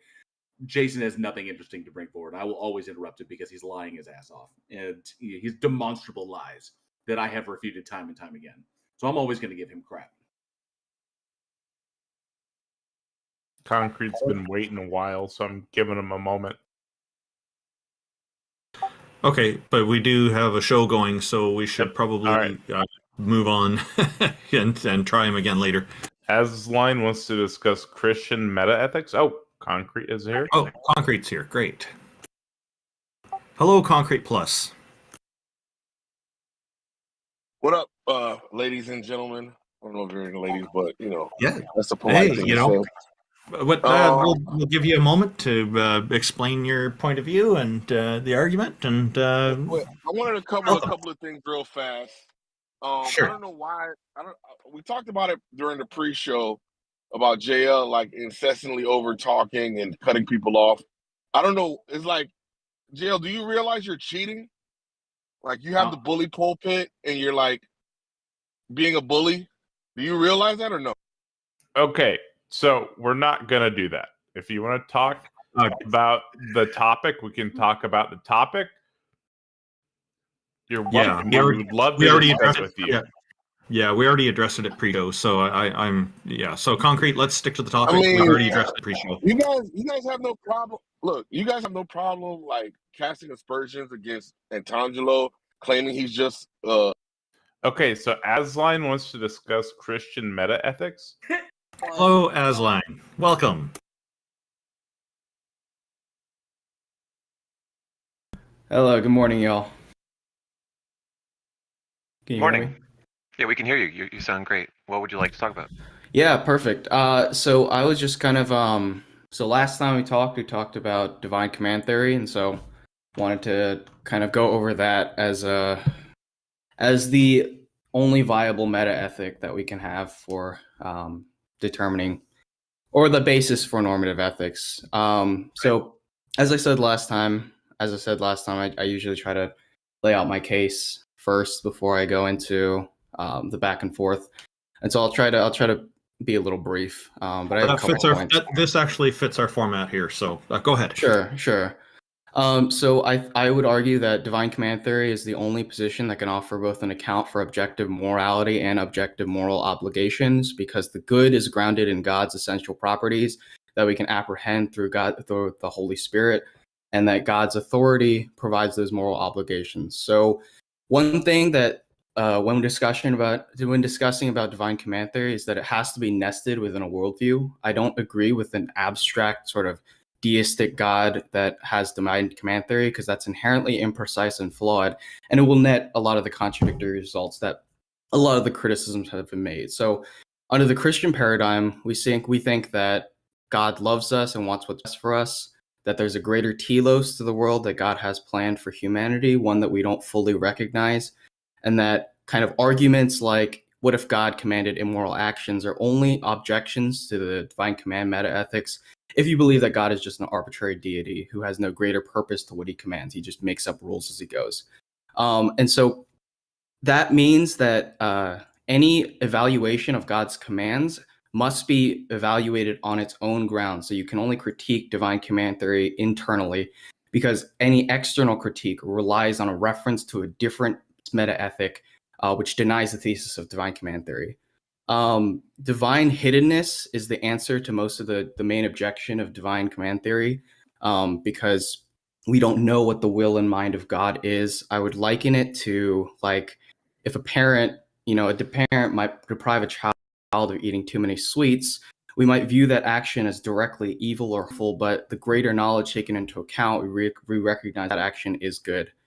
Wait, could we just go back to your original statement? So before you start Sure. addressing criticisms, let's just go back to, so you said that divine command theory is the only possible justification for objective morality, or something along those lines? Yes. How is divine command theory, which is literally a subject giving commands, not subjective?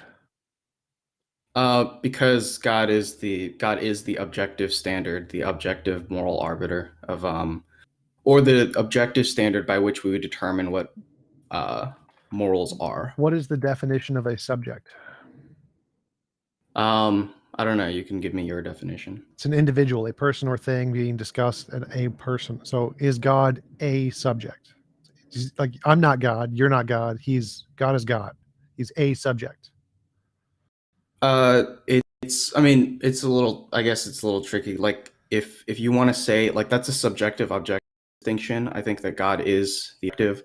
Like, you could say that he's a person, but I don't think it would make a difference. He has a mind, and it's different from my mind. It's different from your mind. It's God's mind is over there, and our mind is over here, and they're not the same, right? So God is a subject. I'm a subject. You're a subject. We're all different subjects. So when we use the term like objective, subjective, I'm mostly talking about in application with humans like us, because God's subject. That's special pleading. So this is what I'm saying. God is a subject. He has a mind. He has opinions. He has his own feelings. So him giving dictates, like divine command theory, is by definition subjective morality. By the definitions that everyone in philosophy uses, that's subjective morality. You can't say it's objective to humans, but not objective to this other subject, because that's by definition subjective. Objective means independent of all opinion, intuition, minds, all of it. It includes God. So it's one of God's essential properties. It's hard to make analogy between God and humans, because God doesn't have a reference. This isn't an analogy. Literally, is God a subject? That's what I'm asking. Is God a mind that is different from my mind and your mind? It's like a weird way of language. Like, I guess, could you get to your point? Yeah, is God a mind who is different from my mind? Yes or no? God, yes, it is different. Okay, so he is a subject by definition. That's what a subject means.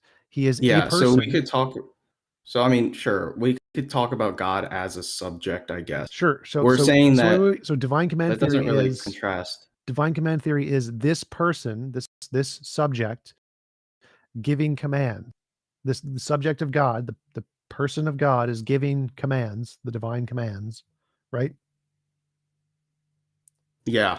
So that's subjective because a subject is giving commands. That's literally the opposite of objective. So the reason why this question is a little like weird is because when we talk about like subjective, it's with reference to something greater. God doesn't have something greater. God is the ultimate and objective. No, subjective arbiter for subjective has nothing to do with greater or lesser. Subjective is just a person. It's an individual, a single entity. That's all it means. Well, so I fail to see how this is an objection.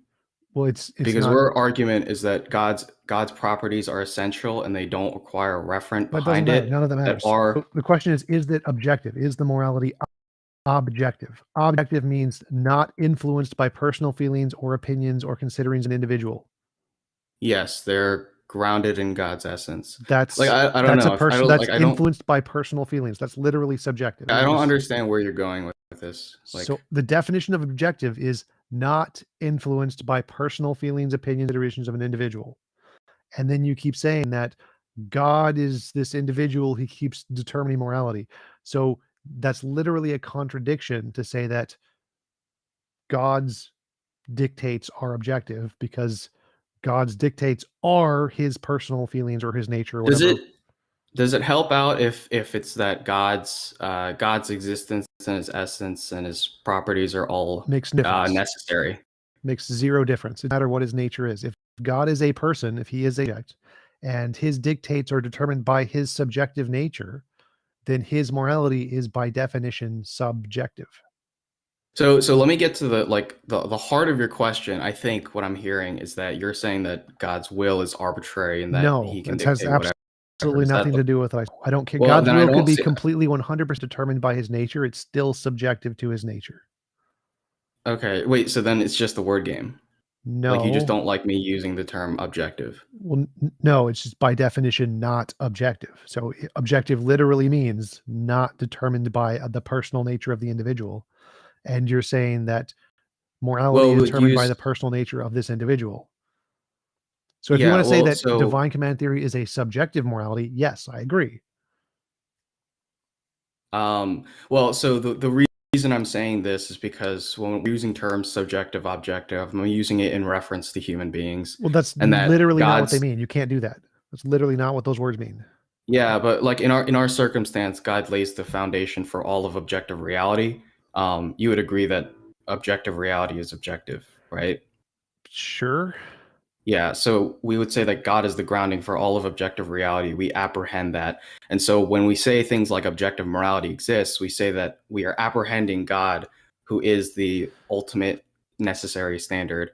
So we morality apprehend subjective. that, and that's literally still a contradiction. So that's still subjective morality. So if God determines morality based off of his personal feelings and preferences and nature, that is by definition subjective morality. Now, if morality is a thing that's independent of God objectively for all minds, then it would be objective. But it wouldn't be objective if it comes from God's subjective personal feelings.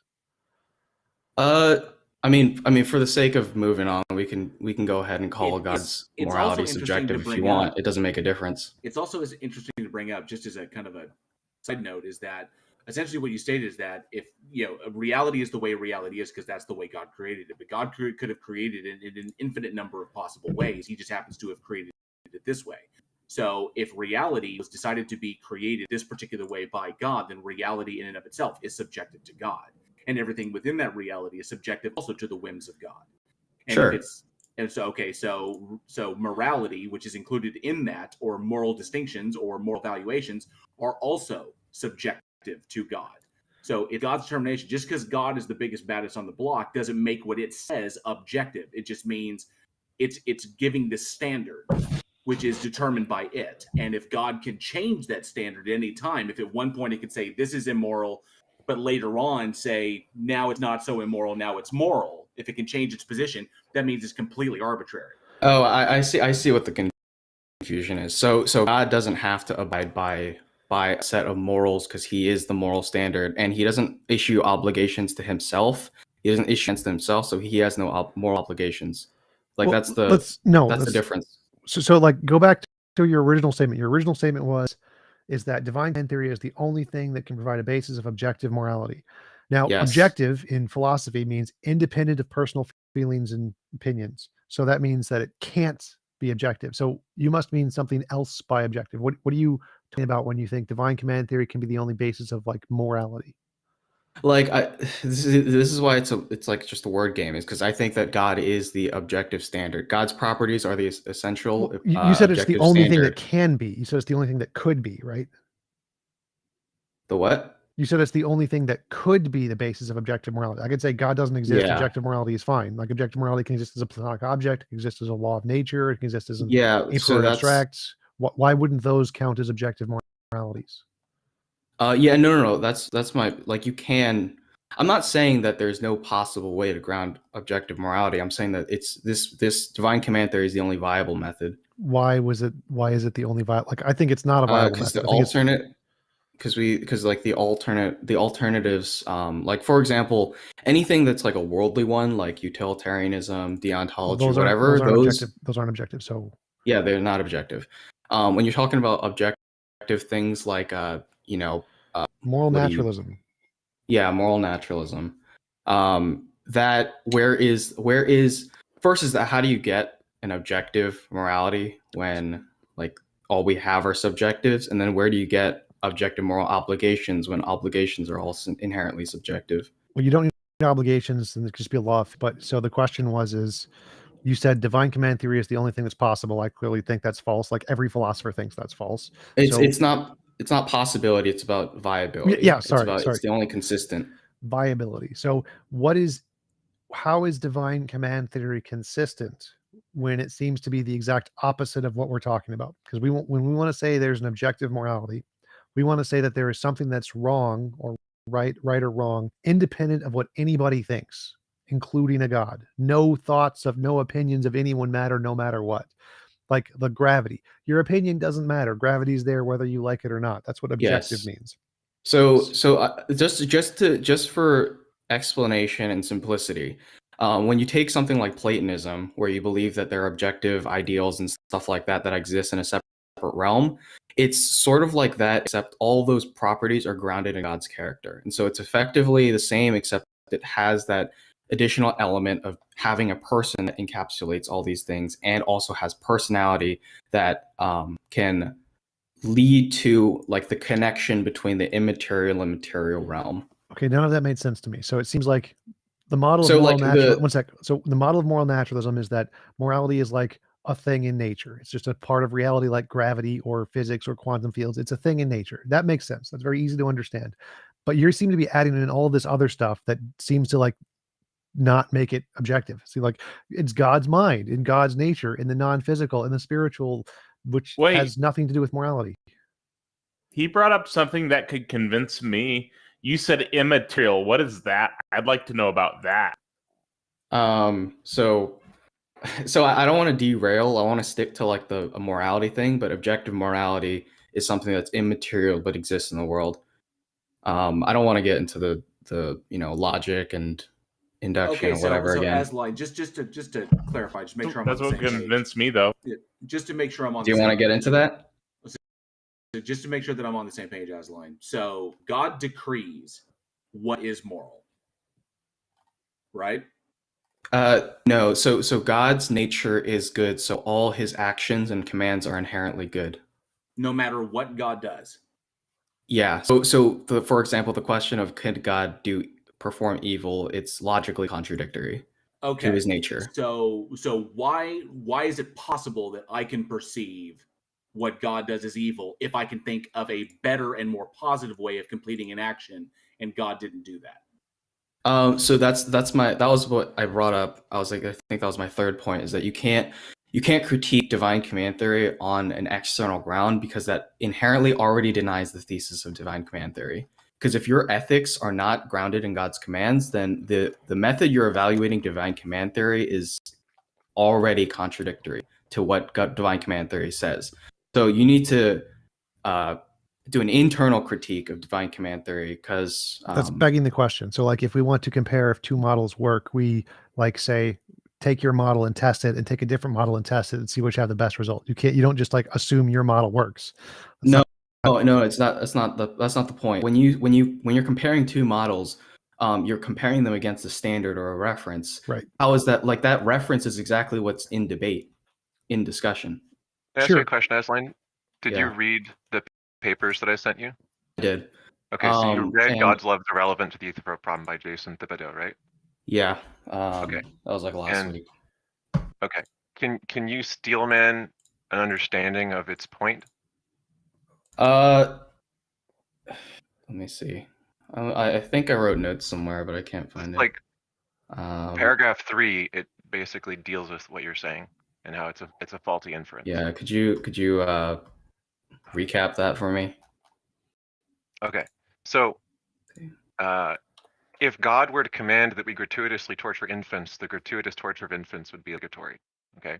Yes. Now, I already know what your objection is, because I think you're just saying, oh, well, it has to be internal, and your worldview, as you put it, just grants or asserts that God's nature is omnibenevolent, God's nature is the source of morality. It's a divine command is just like a emanation of the properties of God's nature, right? Mm-hmm. Okay. Now, even on a worldview where you claim that God is one way, you still have to follow the logical implications of the claim, and you can't just dismiss possible worlds just because you assert you're in one of one particular type, right? So if you make a logical claim and you say, well, we're in this world and any critique has to be internal to this world, which is the only possible world and whatever, and you expect everyone to just grant that assertion before they even talk to you about it, it doesn't get rid of possible world implications. And so if there's a possible world where the implications of your logic make the logic invalid and lead to absurd conclusions, then you still have to deal with that. Even claiming that God has these properties in this world doesn't get away from that, right? So in the first paragraphs with this claim, and what you're citing is basically the God's love objection, whether it be his nature or he just is this way in this world. It doesn't get you out of the implication that if God's ability to grant and be the grounding of moral grounding is a power, right? So if God's all powerful, one of his powers is being the moral grounding of morality. You believe that, right? Yeah. Okay. That morality is grounded in his essence. Okay. Yeah. So it's a power that God has, is being grounding morality, right? I mean, a power, that terminology it implies that it's some sort of like arbitrary action that he does that creates it. I would say, well, it's just to semantics, clarify right? the point. Yeah, just to clarify the point is that it's grounded in his nature, so his actions are inherently flow. Okay. So divine command theory makes the claim that God has moral grounding power. You can word it in different ways. You can call it just his properties, his nature, whatever. He has the property of doing this thing, right? Now, you don't get out of the problem of, okay, so if that's a power that a being can have, right, then other beings that we can imagine with that power, we have to consider what the implications of that would be. You don't get out of, if God were to command that we gratuitously torture infants, gratuitous torture of infants would be obligatory by saying, well, he just doesn't or just wouldn't, right? So you still have a reductio ad absurdum that doesn't go away by just claiming that he just would never do that. Well, it's not about just like arbitrarily starting with the point that says that if we define God has these properties and therefore it's not possible. It's about whether it's logically consistent and whether or not this possible world's analysis would actually allow for that possible world.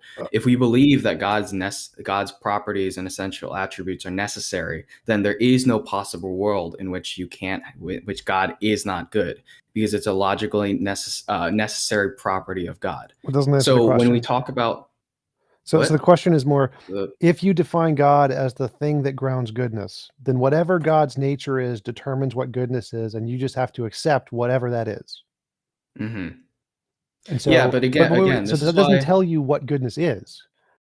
Now, maybe whatever God's nature was, if God's nature was drown all babies, and since God's nature grounds goodness, then drown all babies would be goodness. Now, obviously, you don't think that's possible, but because goodness is simply defined as whatever God's nature is, then that doesn't tell you any about goodness. Yeah, so I mean, just to back up a little bit, is that goodness under a Christian paradigm, goodness is kind of like a distance between God and away from God. That evil is furthest distance from God, goodness is closest distance to God. And so the movement or the God's commandments are grounded in that sort of measurement, whereby actions that are good are things that move towards God, things that are evil move you away from God. And so let me a certain give you, action, let me give you an example. a certain action. So like if I said, blurg is the property of being closest to the nature of Uncle Bob. So if you do something that's closer to the nature of Uncle Bob, you're closer to blurg. But does that tell you what actions are like Uncle Bob? Does it tell you what you should do or shouldn't do? Can you differentiate the good actions from the bad actions? Wait, hold on. Repeat that. So blurg, I'm making property, the blurg property. What? And blurg property is doing something that's closer to the nature of Uncle Bob. So if, let's say maybe Uncle Bob is a smoker. And so if you smoke, you're being more blurg because you're being more like Uncle Bob. But we don't know anything about Uncle Bob. We have no idea what he's like. So if you say being blurg is like being like Uncle Bob, that tells you nothing about Uncle Bob, right? Yeah. So that means that weird. if your entailment here, blurg means just like Uncle Bob, and morality means like God, those don't actually say anything about morality. It doesn't say anything about what the good and the bad is. It says nothing. So, it tells us no information so there are whatsoever. two things. So there are two things. Is that first is that a lot of these things are revealed in the Bible. That you would that's take, separate. That's separate. So we're just talking about morality here. So if you that's my point. Is that I don't believe in an abstract, deistic, divine command theory God, and I don't matter. Of course, it matters. Like that's the only thing that we're arguing is that by your definition of morality, morality is like God. That is completely irrelevant to morality because it doesn't tell us anything about morality. You say morality is like God. Oh, and God is all of these other things. Well, you can skip that and say, well, morality is doing these things, right? You don't need the intermediary step of morality is like God. So the problem here is that if you simply define morality as like God, that has the implication that morality is subjectively determined by God's nature, whatever it is. It's drown babies, then drowning babies would be moral. So that's it's not about God arbitrarily. So just to take it a different direction, this is exactly the same thing as humanist ethics. Is that when humanist ethics they say like certain things like lying is wrong, stealing is wrong, or whatever. All those things like they're just arbitrary rules unless there's a telos, there's a goal for this, and that goal for secular societies is like the improvement of society or like well-being or some arbitrary thing that Sam Harris comes up subjective. with. So, but wait. I know, but that's my point. Is that the Christian worldview has an objective one where that's it's not subjective. defined by. That's literally subjective. Well, this is just because all this is just goals are wordplay subjective. Because I think that No, God's objectives. No, all goals saying God are is subjective. Good. What? Are you saying like God is good? Because if that's God the case, is good. Like, and you're just saying God is really all you're saying. You're not really expressing. No, anything. that's the is. It's not the is of identity. It's the is of predication. So, Aslan, the problem is that you're asserting that your worldview has some desirable property, namely your claim that it's objective.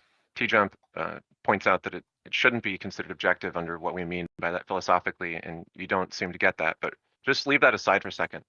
Why is it important to believe that you have objective morality and then claim that your system having objective morality is the only possible usable form of morality or acceptable one?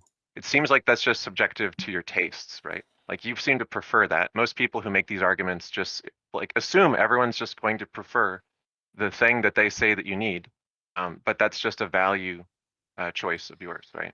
Like someone else, it's like about an theorist or someone who thinks like moral naturalism is true, can just say, look, my moral system works for me and it seems descriptively accurate to the way people actually operate.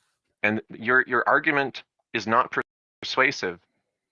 It's just saying, hey, if you like this kind of a system, here's a way to convince yourself that you think you have such a system.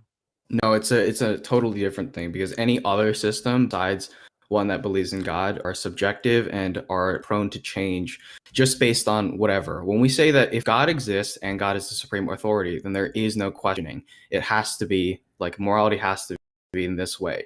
But when you take alternative forms, you have where it's based off well-being, based on whatever, then you have these breakdowns of any system is equally valid because they just have arguments for it. So the Nazi society, Marxist society, communist, Soviet, whatever, all these ones that take that goal or take that sort of morality, the grounding for morality, and take it and turn it in whatever direction they want. That is what we're trying to avoid. We're saying that morality is not subjective and not contingent upon certain things that are changing or arbitrariness. Like and the that's law the of difference. physics that would solve the problem. So law of physics, it's unchanging, it's unarbitrary, no one gets an opinion, there are no arguments, it's a fact of nature. But you can't break the law of physics. Well, that doesn't matter. You So, can like, break morality. Like no, you can can't go against. You can be immoral. You can act. Yeah, you can act. But that doesn't immoral. break any law of physics. Like you can say morality. I can't just float upwards one day. Stop. You can say it is a law of physics that killing babies is immoral, but that doesn't mean that that law forces you not to kill babies. Like gravity pulls you down, but it doesn't force you into a little tiny black hole. So some laws don't have to be so powerful that they force you to act in a certain way. Yeah, but my point is that it's not analogous to. It's not analogous to the whatever. What? But fine. Like, so let me actually go back. That literally fits Well, your it's not objective. analogous because laws of physics, we can't just violate the laws of physics. I already said that you don't need to violate. So like Yeah, laws of I'm physics, just saying it's a false analogy. Laws of physics don't force you to do things 100%. Not all laws of physics are powerful enough to force you to things. Gravity. So the law of morality doesn't need to force you to not be moral. So there's no contradiction there. It works perfectly fine. Well, gravity is one example that you can't just change. Yes, not all laws of physics. So gravity, you can go against it because it's not powerful enough to force you into a black hole. If gravity was super powerful, you wouldn't be jump. The fact that you're able to jump and use other forces to contradict that force means that yes, you could have other forces like electromagnetism that can go against morality. The fact that the moral law you can go against it doesn't mean it's not physics. Yeah. So I want to table that. I want to go back to X's point actually. So you're talking about and not trying to dodge, just trying to focus the discussion. So you're talking about like a possible world in which God had commanded the torturing of children. So I would say like I would say like kind of my intuitive feels that that's impossible because it's not grounded in God's nature. But let's take the Ross hypothetical whereby God argued for the torturing of children or something like that. If you're evaluating on a Christian paradigm, if it happened, and this is really tricky because I don't think it's possible, but if you're evaluating on a Christian paradigm, it would be because for some reason that action leads to a movement towards God. And therefore it would be good in that framework. The problem is that when we say stuff like that, there's emotion to it, like the emotion of torturing children. Now, and that's something we inherently think is wrong, which is why I don't think it's possible in the world. But remember, when you're saying that, you are borrowing a certain ethics that is grounded in divine command theory to evaluate whether or not that action is ethical. And that's why I said that you have to debate, you have to argue internally, because when you already borrow from a different ethical system, you are already going away from divine command theory. So you're actually, the thing about torturing children is something that there are people who think it's okay, and that's why they do it. They've got whatever reason for it. It's not an inherent thing. They see nothing wrong with it. Unfortunately, there are people like that in the world. So to say that it's inherent of all humans would be incorrect. I think or innate. It is. I think everybody here, it's safe to say, disagrees with child torture. But then we take a look at a religion like Christianity or Islam, which tortures children, infants, by circumcising them, and then that results in lifelong problems. So there are many people and many examples of ideologies that say that it's okay to torture children. So I have a lot of trouble with that argument you're making. Asline, to I want to clarify, reply because he was talking to me. Oh yeah, go ahead. So, I'm sorry, X. Go ahead. My bad. Okay, Aslan. So I asked you if you'd read the paper and if you could still man it, and I tried to summarize just the introduction to it. But from what you're saying, it sounds like you still don't quite get it. I sent you the Yeah, the actually, syllogism. yeah, I Can looked I- it up. I think I didn't read it. I read the other paper. Yeah, I'm not surprised. It's a bit complicated, but I think it's important to understand this because this is like the strongest argument against. I think TJump made a really good point, which is that it's just actually subjective, because if what you value is it being objective, it's not going to give you what you think you want. But if you look at this paper's point, and I put the syllogism in the chat, it's 8 premises or eight steps. Do you want to go through it with me? Sure, I'm looking Okay. at it, but We'll try to go through it quickly. Okay, premise 1. If divine command theory is true, God has moral grounding power. Would you at least agree with premise 1? Yeah, sure. Yeah. Okay. Premise 2. Any omnipotent being would have the same power that God has. I'm not really sure what that even means. Like, Okay, are you saying so that when there we can talk be an about possible alternative to God? Okay, we talk about possible world. Let's just take a world like the one imagined by people prior to the the Yahwists or whatever of Samaria or whatever. So there were like other Yahwists, Canaanites with different deities, which historically evolved into the belief in Yahweh. So let's say they're So you're correct. talking like, for example, Let's like just the say a Islam different God. world exists. Okay. Sure. And this is even, you can do this even in your worldview. So you can't just run away from this and say, well, my worldview doesn't allow for other possible worlds. Okay. So in your worldview, you can still imagine that what if this other tribe of early Yahwists, like the Kenites or the Canaanites or whatever, and Baal or some other god turns out to be the truth, and that god is also omnipotent. Would you agree that in that world it would have the powers that God does? Your God. Right? So for the sake of argument, I'll say yes, but Okay. theologically, I don't. Okay. I'm not saying you agree that is your world. I'm saying you can still imagine it as a possible world. Okay. So Sure. premise 3: in some world there exists that is like God, except he's not omnibenevolent. Henceforth, we'll call this being Yod for the sake of the argument. So your worldview is you think it's God and God's omnibenevolent, but there's another possible world, say one imagined by some other believers, and if they're right, then Yod exists. Yod is omnipotent. Yod has the same powers as God, and Yod is not omnibenevolent. Is that a possible world that you can imagine? No, because so it's so there are two problems. So I looked through the whole syllogism. There's two problems, and I'll just break it down so it's a lot easier. So first is that this premise first before we go into something else. Well, I mean, it's addressing this premise is that when you're talking about like we're talking, all we have is this world and all the references from this world. So if you believe, if I believe, worlds. Yeah, it does, because you can't. Yeah. So for example, if I valid try to imagine a world where there was no God and there's like just computers and whatever, all of our references to that possible world are borrowed from this world.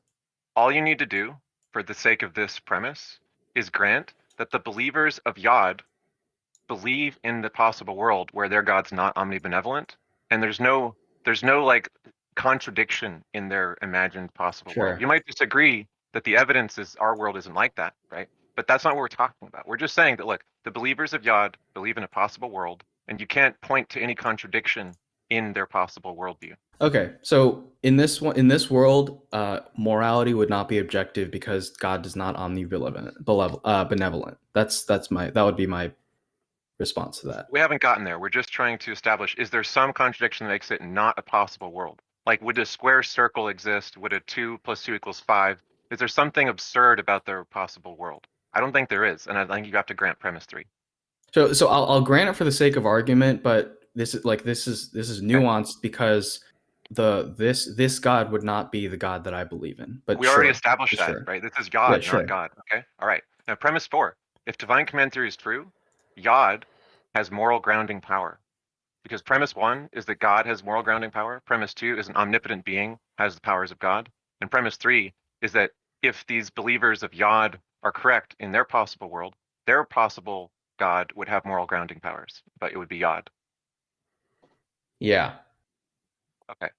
So in some possible world, Yod commands gratuitous torture of children, right? Maybe they believe that's what Yod commands. But Yod provides no grounding for for objective morality because he's not benevolent. So that's not quite where we're going with this.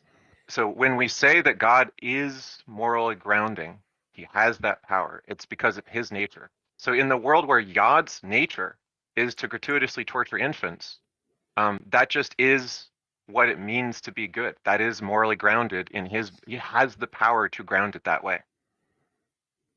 If God is not benevolent, then there is no good or bad. It's all arbitrary. And that's I don't why understand the inference you're making. You're making an assertion, right? But what you're actually appealing to is something like benevolence, which is different than God's moral grounding power. So if you appeal to benevolence, like this just gets back to Euthyphro, right? If you say, look, it wouldn't be morally grounding if it wasn't benevolent, then you're actually saying God doesn't have moral grounding power. Commands that are benevolent are morally grounding because they're benevolent, which is not appealing to God's authority or power to be morally grounding. So, like, just to simplify things, because I think we're getting a little muddied. So the answer to the Euthyphro dilemma is not that God creates what's ethical and that's what we have to live by. It's that God's nature is good and his commands are good as a flow from that, and that when we apprehend the goodness, we are apprehending God's character. So we're not saying that like God just arbitrarily creates something that's good and that we have to follow that. As the problem is though, is that it does become arbitrary, because you can just ask you can formulate like another question about the nature, and you can just say like, is it good in virtue of the properties that God possesses or not, right? And that's going to be a true dichotomy to answer. And if it is in virtue of the properties that God possesses, then it kind of goes back to Ix's point, because we're just highlighting this really like stance-dependent notion of what the good is. And so it just doesn't seem like you're wanting to cite it that it's arbitrary, but we can just ask that question about. Well, so this is a misunderstanding of where we're getting God's properties. Is why I know, but you gotta understand, like, this possible world, if you can't deliver some contradiction on why that possible world couldn't obtain. Well, here's the confusion. Well, hold on. If you couldn't like provide a contradiction, then and then we have this notion, like, I don't really see a defeater for this. It just seems to highlight what it's doing is it seems to highlight the arbitrariness of determining what the good is from God's nature or set of properties that he might possess, right? Okay, yeah. So the confusion here is that like we're not saying that we define God to just be good and therefore good is good. We're saying that we believe you start with a premise that hopefully we agree with. If we don't agree with, then there's no point in discussion. But we agree that objective morality exists. Now, if objective morality exists, it has to be referent to something objective, like God's nature, and that's what we're basing it off of. And so when we say that God what's could be different about that in Nix's case? So when we say that God is not benevolent or is not good or whatever, then we don't have that reference, and therefore, as a follow-up, you can't have objective morality. So you'd reject objective morality. Right. The problem is you're just replacing God's moral grounding power with benevolence as definitionally being what it means to be good. So you're just saying, right? So when we say that, and that's not divine command theory, by the way, right? Like I don't know why you think that's divine command theory metaethics, because it's really just like benevolent stuff is good and God's benevolent, so therefore God is moral grounding power. Let me just bring you back to the end of this, okay? So if divine command theory is true, there's a possible world in which the gratuitous torture of children is morally obligatory, because Yod would also have moral grounding power as part of being omnipotent, and there's a possible world where Yod commands gratuitous torture of children, and therefore it would be obligatory because of the moral grounding power of God's omnipotence.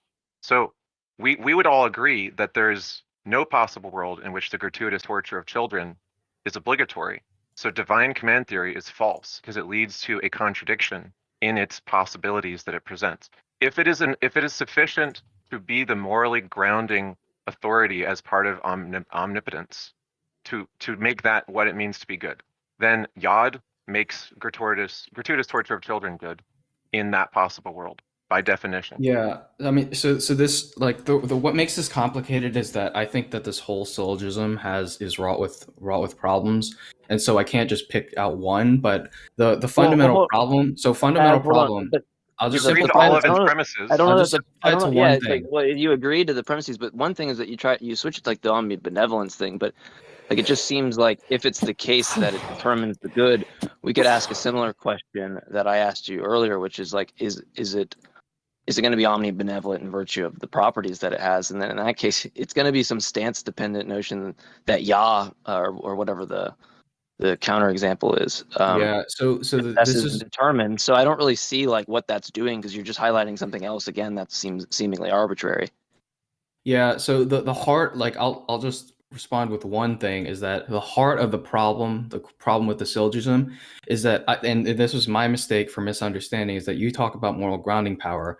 Moral grounding power is not some explicit action. It's rather it's his nature and how the good and evil in our world can be grounded in something, and that's grounded in God's essence, or God's goodness.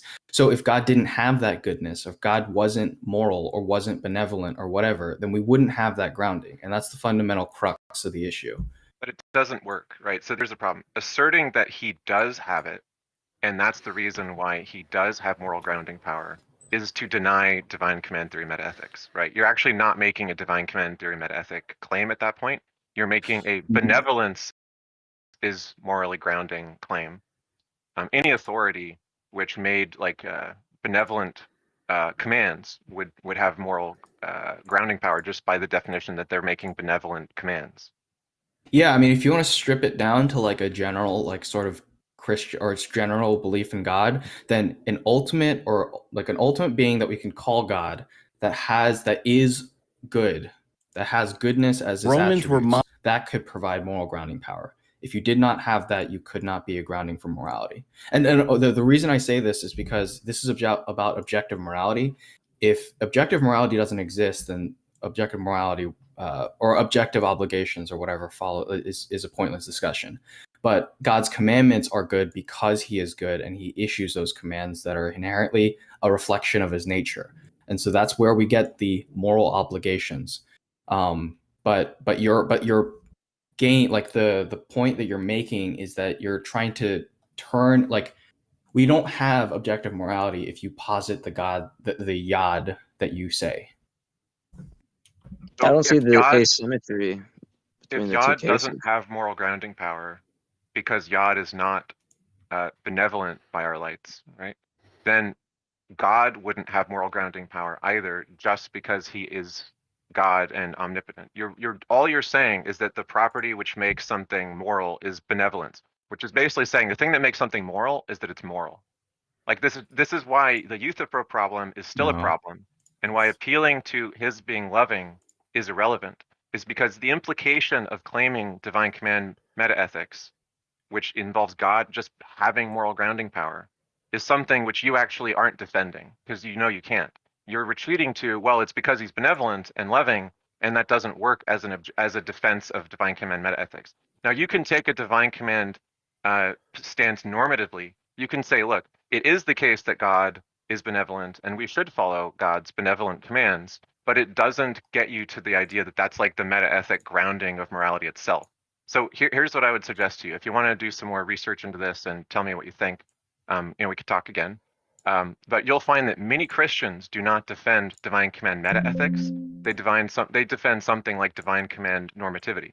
So they say, like, well, you can't really justify divine command metaethics because that would lead to conclusions like Yod could be morally grounding, that the ethical thing is always to ground children.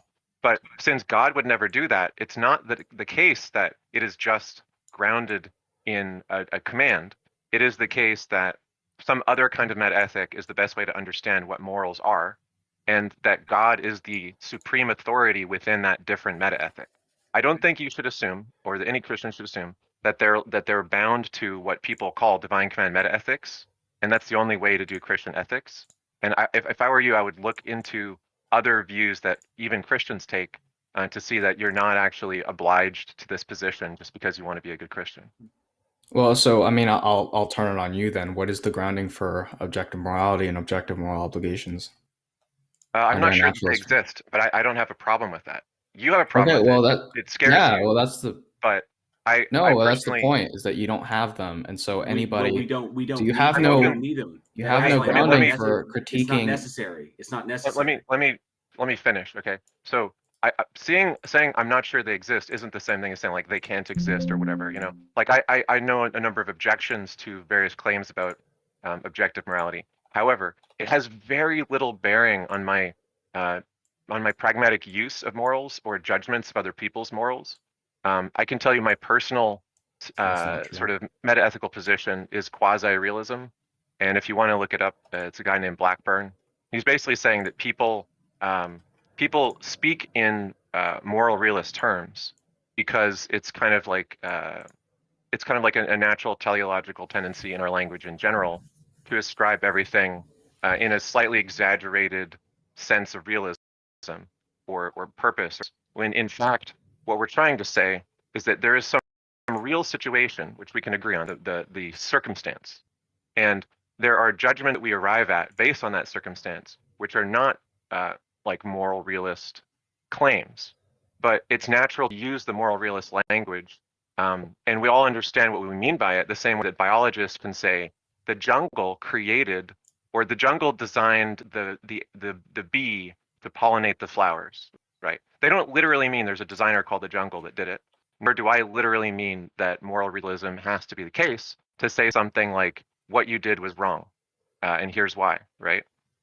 So yeah, I think it's you can't first is that nobody lives like that. Nobody lives like moral obligations and moral objectivity is like, you might say that you don't think that they exist, but people, like human beings, act as if, in the same way that we condemn societies that brutally murder and cause genocide or democide and things like that.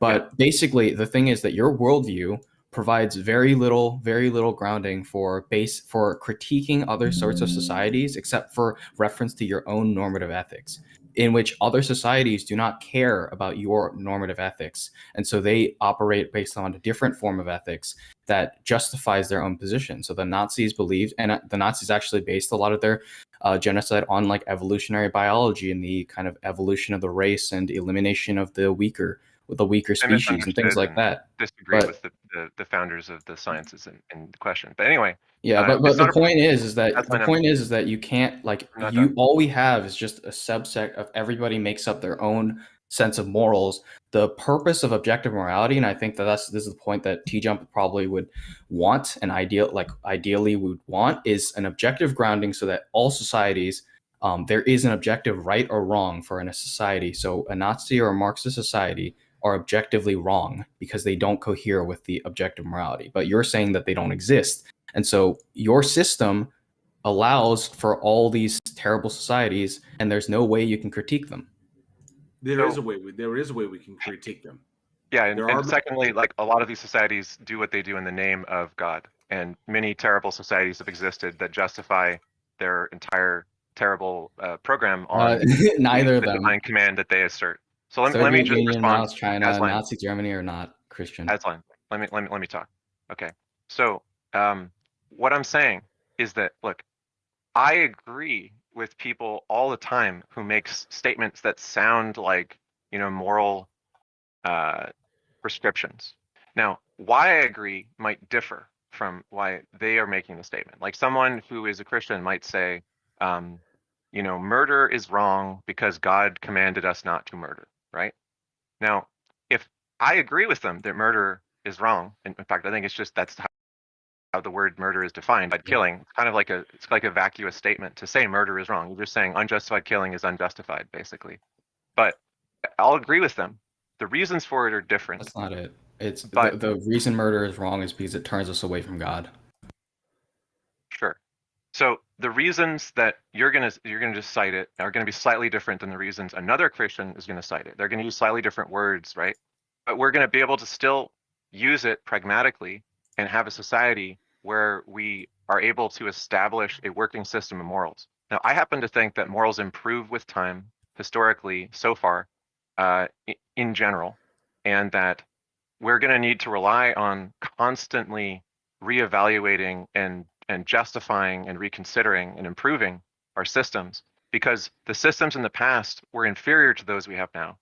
And I don't know what the perfect metaethical way to ground it all is.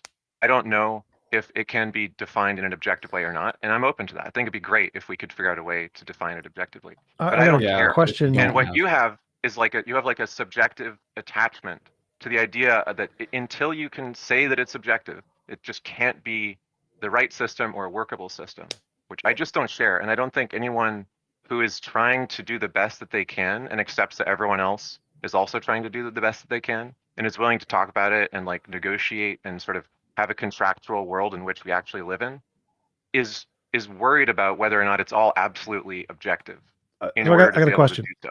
So there's two universes, one in which murder moves you further away from God and one in which murder where it doesn't move you further away from God. Is murder worse or not wrong in one of the universes? It's a weird hypothetical, but I guess, like, for example, if we were murdering serial killers or murdering child rapists, then that would be good. No, just murdering a random old lady on the street. So there's old lady on the street in both universes. She's done nothing wrong.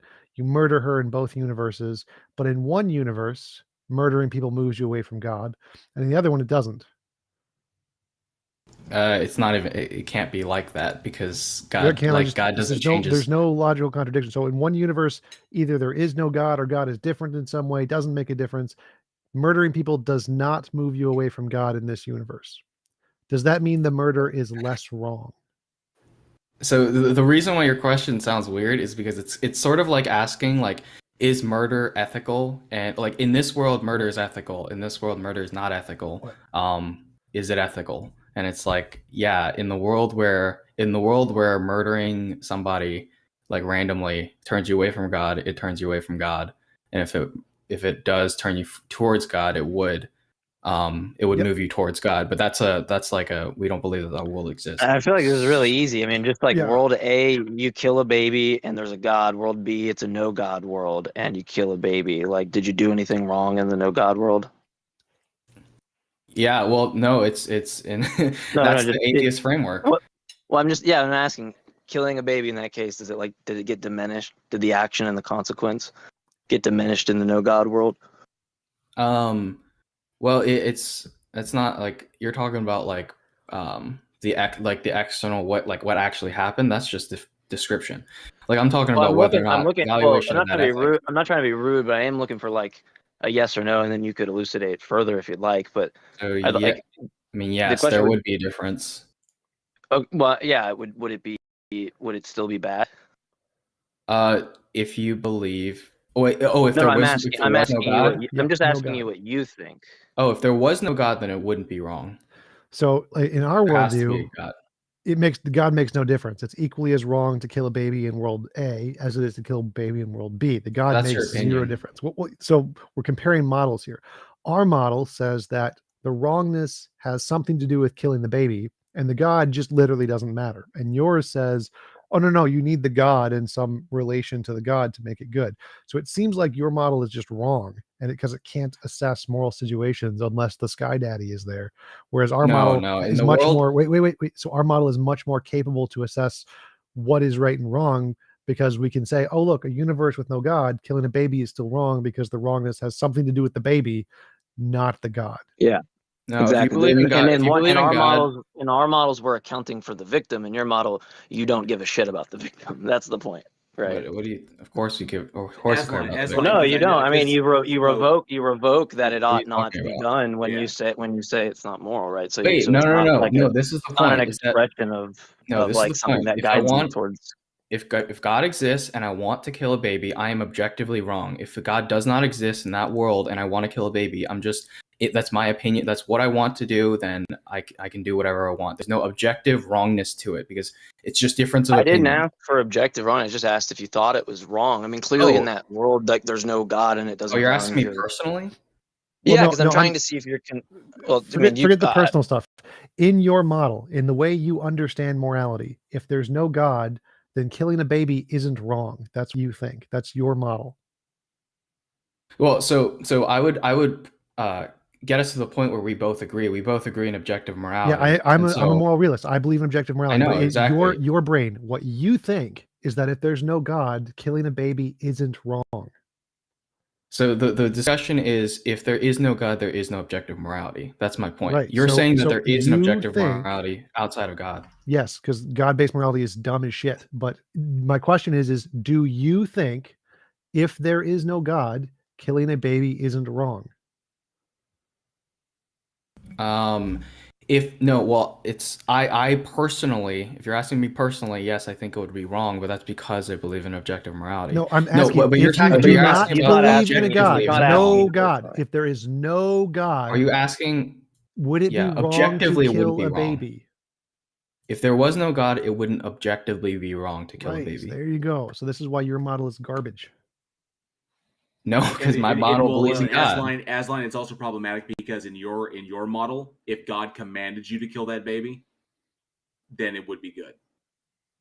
Only if you believe that that's possible, but it's logically impossible. In your worldview, it is possible. What's God can okay? Well, hold command on. you to do What's something. the contradiction, right? Because like if you say it can't happen, I take that as some type of modal expression, and you're saying, and you've identified it as being logical. So like, what's the proposition in the The Ten conjunction of its Commandments say not to negation? murder.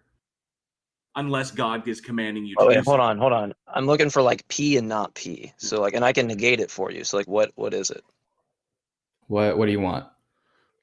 If if someone says that that can't happen, right? Or it's impossible, I take that to be some type of expression of like modality where like, say it's a nomological impossibility or a logical impossibility, but you identified it as it being logically impossible. Yeah. So now like the only thing that you should do given the claim is to deliver P and not P, right? The proposition and the conjunction of its premise negation. one would be God is good. God is essentially good. Premise two, murdering babies or whatever is evil. Therefore God cannot kill babies or kill torture baby or whatever the hell the phrase is. That's not not a logical contradiction. So a logical contradiction means like yeah, it you is. are a round square. That's what a logical contradiction means. Like a round square. It's like saying that I choose not to do something. Like it's not impossible for me to choose to eat chocolate ice cream. Like I may not even choose it. Someone could force me to eat chocolate ice cream, or it could happen by chance. So it's not a logical contradiction that I don't eat chocolate ice cream, even if I hate it, even if I'm completely contrary to it. It's not a logical contradiction. Yeah. So like, for example, if you're divorcing the concept of God from a Christian God, then yeah, evil God is not a contradiction. But if you're talking about Christian God, an evil Christian God is a contradiction, because the essential in the definition of Christian God is that God is essentially good, and so it is a contradiction in that worldview. I have something I have something I want to run by you, Asline. It's kind of the heart of this whole thing. And Euthyphro dilemma aside, problem of evil aside. Okay, so all of this, your entire position is predicated on the fact that God is defined in a particular way, right? So I hate it being phrased like that, because the point is that no, we make an inference based off our lived experience to make an inference to God being the standard.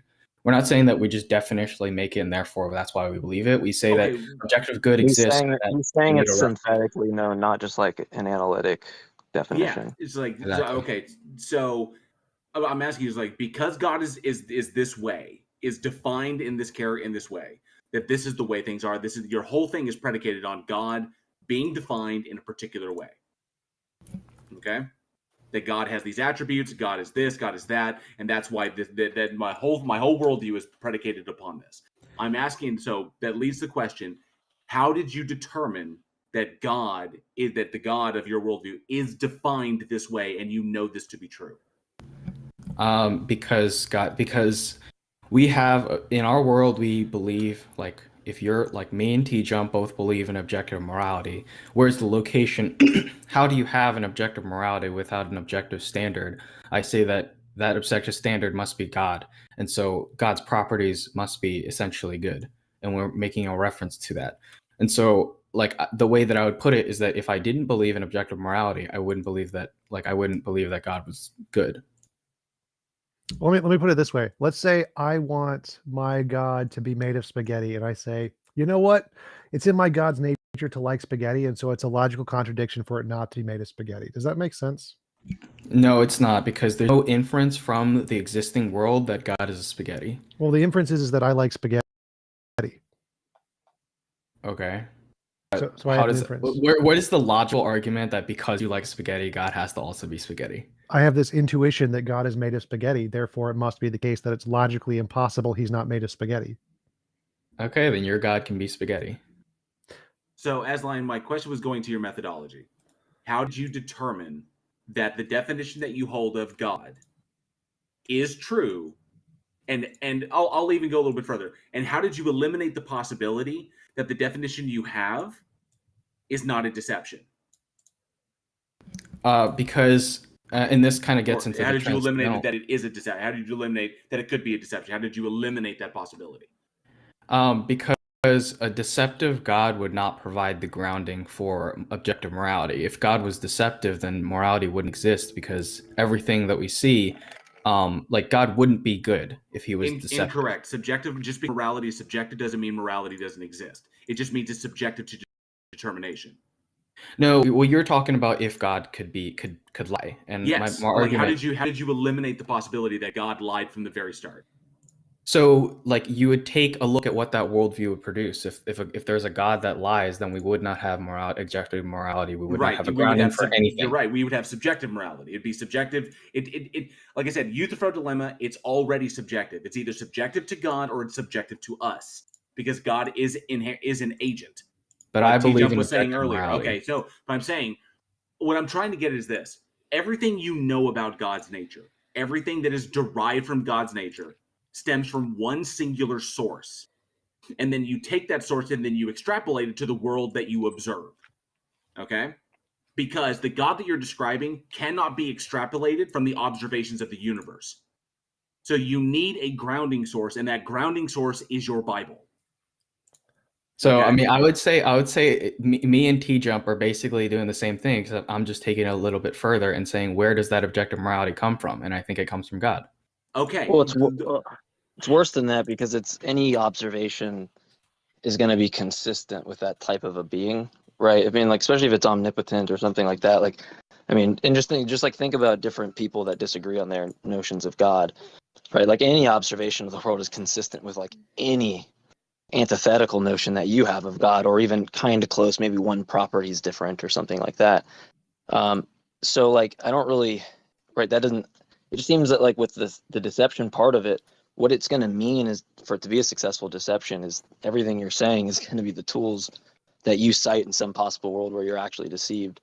So like, I don't really know how. That's all we have. Like all we have is what we can. Just what we all can those experience in inferences this are going to world. be consistent with other views, right? And so you have to have something that like actually could separate that view. But the problem is, like, when you're assessing the type of being God is, like, all of the observations you make are going to be like, even if we take the deception thing out, it's like any observation you make, whether it's from text or whether he speaks to you or something like that, you're going to have to assess what's consistent with that God's intentions. But it's seemingly like any type of interpretation is just going to be consistent with whatever you deem it to be, right?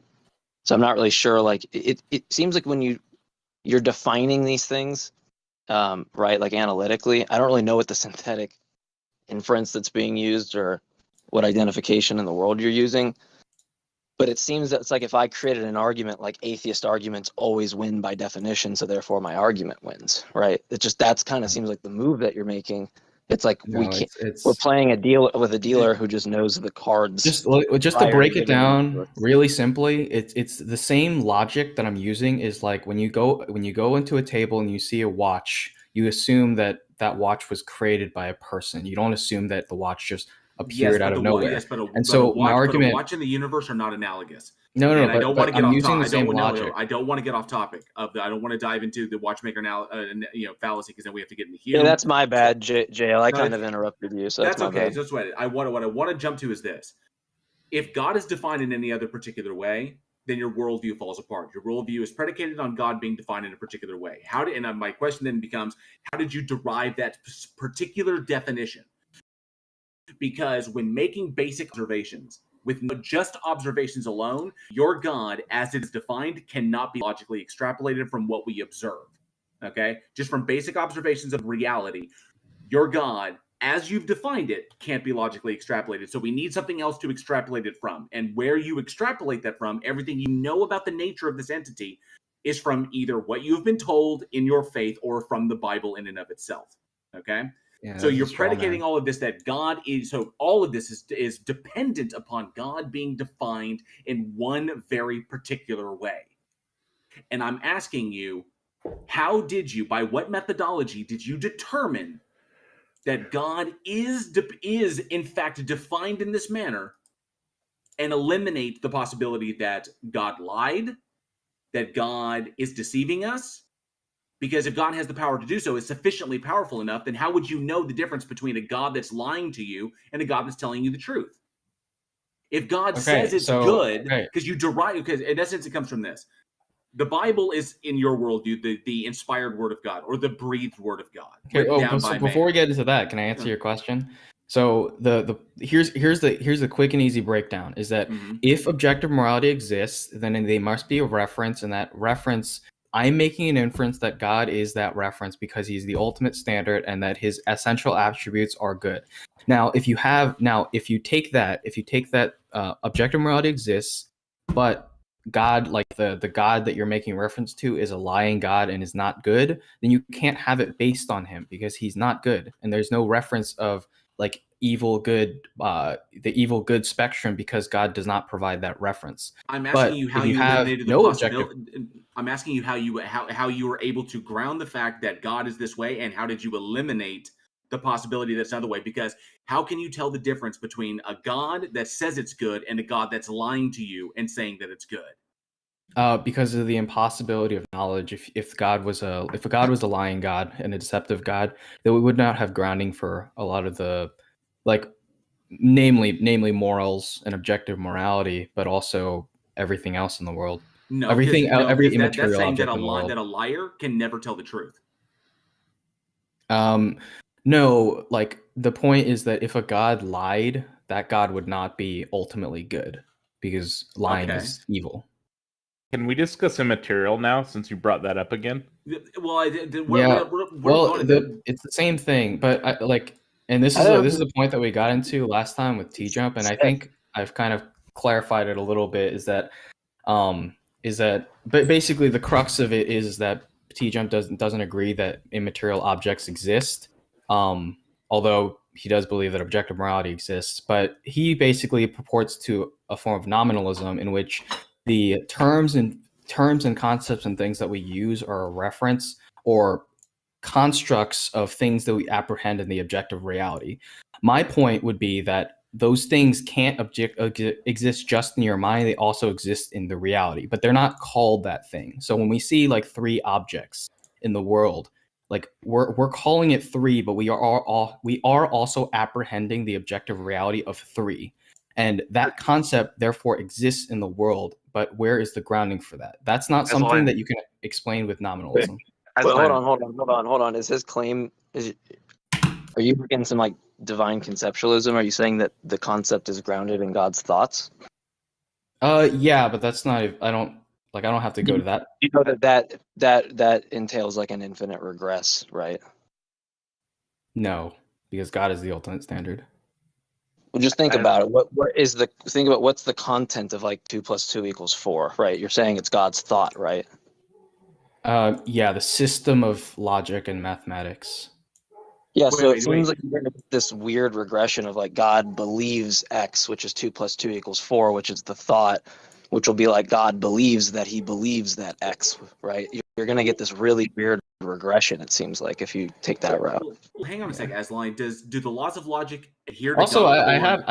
I recognize that I have to take a lot of time, Aslan, do the you laws guys of want to logic kick me out? Then. do the laws of logic do the laws of logic apply to God, or is God outside the laws of logic? God is the source of laws of logic. But do they apply to They're him? grounded in his nature. Hang on. But do they apply to him? That's a misnomer, because it's not if a they misnomer, apply to because him, the minute you state that it's not, because the minute you state a thing exists, you automatically invoke the law of identity, non-contradiction, and excluded middle. The minute you say that this thing is a thing that exists, that it is God and it is not God, The minute you do that, you automatically invoke the classical laws of logic. So I'm asking you, do the laws of logic apply to God, since you've stated it exists? Do they apply to God, or is God outside of them? That's predicated on logic being external to God. Logic is a property of God, that's what and I'm therefore asking. he lives that's by what I'm logic. asking you. No, that's what I'm asking you. Is God outside the laws of logic, or do the laws of logic apply to God as well?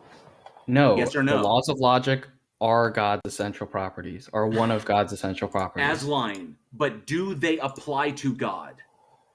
Because you've invoked them by stating God exists. That question doesn't make sense, because if it is does make a part sense. of It does him, make then sense. they The don't laws of apply logic to apply him. to Asline. It does make sense. The laws of logic apply to God. God is God, and God is not God. Okay, so the law of identity. Ask it as a question. Jill, ask him, does God exist? Does God exist? Okay, Asline, does God exist? Yes. Okay. Does he not exist? Does he not exist? Yeah, he does exist. So he can't both exist and not exist at the same time, right? Yes. There you go. Yes. He cannot exist and not exist at the same time. Which means the laws of logic apply to God. No, it's because he is the grounding for he is logic. Or his essence is logic. You think this is like this big refutation. It's not that. Asline, you're not getting it. And I don't know. I understand why what you're your not point getting is. Either the laws of you're logic, not getting the fact that it's not external to God. Either the laws of logic apply to God, which you state when you state that God exists, and that he does not exist. Okay? Either the laws of logic apply to God, which means that God cannot exist and not exist simultaneously. Okay? Because the laws of logic apply to him. Or God exists external to the laws of logic, and the laws of logic are merely his nature, but they don't apply to him because he is the source of them, but they hold no sway over him himself. They don't apply to him, but they apply to everything that he creates. Okay? So God cannot be illogical. That's the point. But okay, that means that the laws of logic supersede God. God cannot operate outside of the laws of logic. No, it's his property. It's the same thing as the goodness thing, is that God is good, therefore he can't do evil.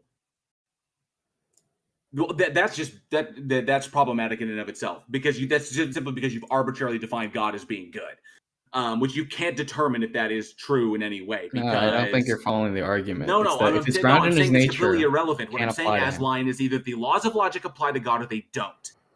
It's a true dichotomy. They either apply to God or they do not apply to God. And if they apply to God, then the laws of logic supersede God, and God is merely appealing to the laws of logic because God can't do otherwise. God can't make a one-ended stick or a square circle. But if they supersede God, then we only need appeal to the laws of logic. But if God is outside of them, then God is in itself definitionally a logical contradiction. God can both exist and not exist simultaneously. God, and therefore both positions are justified, which is incoherent. So it's one or the other. It's either God is arbitrary to the laws of logic, we can just appeal to the laws of logic, or God does not exist. There is no middle ground on this. That's why the question is, do the laws of logic apply to God, or do they not apply to God? True dichotomy. They apply to God because they're his essence. Randolph, do you guys want to move on, or does anyone else want to ask me a question, or because we can kind of go whatever? Well, we have taken quite a lot of time. I think it's important that we try to cover different topics and bring other people up on the stage who'd like to be here. So I'm just going to, I see J Mike for some reason got caught in the audience. He might have something to say, so hang on a second. And Aslan, I would like to talk after you've had a chance to look at some different Christian positions other than your own, and see that there are some options that you have to move around that don't. Oh no, I mean I have. It's just that, yeah. Like here, here's what I'll do. Here's what I'll do. I'll look at your syllogism and I'll write up the response to it and I'll send it to you, and then that way you need to read more than the syllogism. That's just like a tiny piece of the overall argument, right? I know, but I mean, read the paper, and look at what some of the other Christians have concluded who don't hold to divine command metaethics. They still hold to the idea of divine commands, but normatively. And I wanted to respond just briefly to something you said earlier, right? So you said that that you and TJump agree partly in that you both believe that there is something that exists, which is what we're referring to when we say like moral obligations exist in a moral realist sense, right? Now, I think that there are many things where we can say that structural sort of like structural emergent properties exist from some premises. So like math, if you formulate the numbers and then you follow from your formulation of the numbers, you can derive all of the principles of mathematics. If we look at another field, which is game theory, which is a kind of an application of mathematics to players of a game where they can compete with one another or cooperate with one another in a variety of different types of scenarios where they're variously at odds with each other or able to help each other. We can say that in game theory, point to certain strategies which are called Nash equilibriums, and we can say that like these are strategies where, you know, if you follow this strategy, you're going to more often than not win out against those who are defecting or operating against the group of people following the strategy, such that they'll be able to overcome and defend themselves against that defecting strategy, right? Now, we could talk about that conceptually as an abstraction that's analogous to some of the situations we find ourselves in morally, or we have basic choices, right? If everyone is trying to be whatever they think benevolent means to each other, they're going to get along well and be successful as a team and cooperate. If people are trying to defect and cheat each other or kill each other just to get more power for themselves, there's going to be consequences of that which we don't consider to be benevolent a lot of the time, and so on. So it may be the case that the best way of conceptualizing the part of this which seems real, the part of this which seems like it would be true in any possible universe or something like that, is this concept of the math essentially that comes from cooperation and defection tendencies in the competition. And I think if you look at The Selfish Gene by Richard Dawkins, and you look at the idea of kin-selective altruism, which says basically like from the gene's eye view, the gene will get copied whether you or I reproduce. Either way, if we have the same gene, that gene is going to be successful, right? This is going to mean that I'll sacrifice my life to defend you, and you'll sacrifice your life to defend me, because what we're really doing is we're following a gene which says sacrifice yourself, and it has the consequence of keeping more copies of itself in existence such that it pervades the gene pool. Kin-selective altruism is a winning game theory in biological form, right? And I think that descriptively at least is the starting point for why we have morality, why we think it's so important, and why we're willing to get into very heated arguments about trying to get it right. And maybe you don't agree that this could be the explanation for why morality exists in the first place, or maybe you think that even if it is the correct explanation for where it came from, satisfactory philosophical position, because it doesn't get you to some objective claims about what is or isn't always right in possible situations. But I would at least look at and consider it as a different way of starting to examine morality. Yeah, and I would just say that that probably causes a lot of problems for you too, because when we think of things like rape and murder and dominance and tribalism, we don't think that those are good things, but those are biological outgrowths, and like nationalism and things like that. I don't think you would hold to that. Those things are just is, and that's Yeah, what we agree we about should that. live our. I'm just to be clear. Well, that's my point. Is that there I'm needs to not be more appealing than to that. nature. So this is not the same thing as an appeal to nature fallacy. I'm not saying whatever's natural is good, right?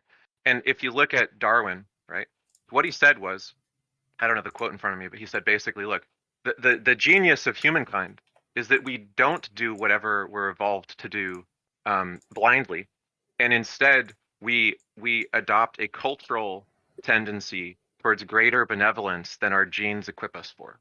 And what he was saying is that obviously this isn't like the last word on morality. It just explains the behavior of animals, basically. But when we look at human beings, we look at a culture that developed amongst human beings of tending for the sick, so they don't die off, even if that means that they get to have kids. Because we're not after some like eugenic, like genes makes right kind of world. You attributed Nazism to evolutionary theory, but if you read Darwin, you wouldn't come to the conclusions of Nazism, right? What you're getting when you think about this is an explanation of where it started, but it's not the endpoint or the final template for how it should be, right? But what it does explain is why is it the case that we have morality? Where did it arise from? And how can we improve it beyond that is an open question that we have to work out amongst ourselves. And I don't think it particularly matters what meta ethic we adopt, although I think it's very interesting and it would be great to come to more agreement on that. Right now, the field of meta ethics is like deeply divided between all sorts of camps. But normative ethics goes on as though that's not a problem because we all have a pragmatic need to contractualize a more benevolent world where we can get along better with each other. And it doesn't rely on an objective claim. Yeah, and the only my last point that I'll say on that is that I think the problem with, yes, there is this agreement on meta ethics, but there is an urgent need for having objective grounding because if you read postmodernism posits that kind of everything, all the knowledge claims and things that we have are predicated on the kind of starting points or whatever that we choose, and those starting points are guided by power relations and certain things like that. And so you can have an outgrowth of an infinite number of interpretations of certain things. And the thing is, that's what leads to certain people having their own form of ethics that is internally consistent based on their own subjective grounding. I think that all of us would probably agree that we don't want societies to move towards that direction of just infinite interpretations. We want to have a society that is progressing towards a telos or progressing towards the objective reality. And I think that if you deny the objectivity of things like morality and things like that, you really have no guard against that. Well, I agree with you in part. I just let me finish. The difficulty is in finding a middle ground up there because morality is subjected to the person, subjected to the group, subjected to the nation, subjected to the country, subjected to the planet. The difficulty is in finding a middle ground middle ground that we can all agree on. That's all it is. Okay, so it's a very subtle point, right? But what you're saying is, look, we want to get closer and closer to what you call objective morality. Now, I partly agree. And what I was trying to say before about quasi-realism is I think that the amount of what we're saying when we make moral statements that is real should approach as close to one as possible, right? We want to have as much of our moral statements to be grounded in real facts about the world, so that when we do make the subjective kind of judgments about value, that they're based on precedents that seem warranted and not just like, well, these people have decided to eat babies or something.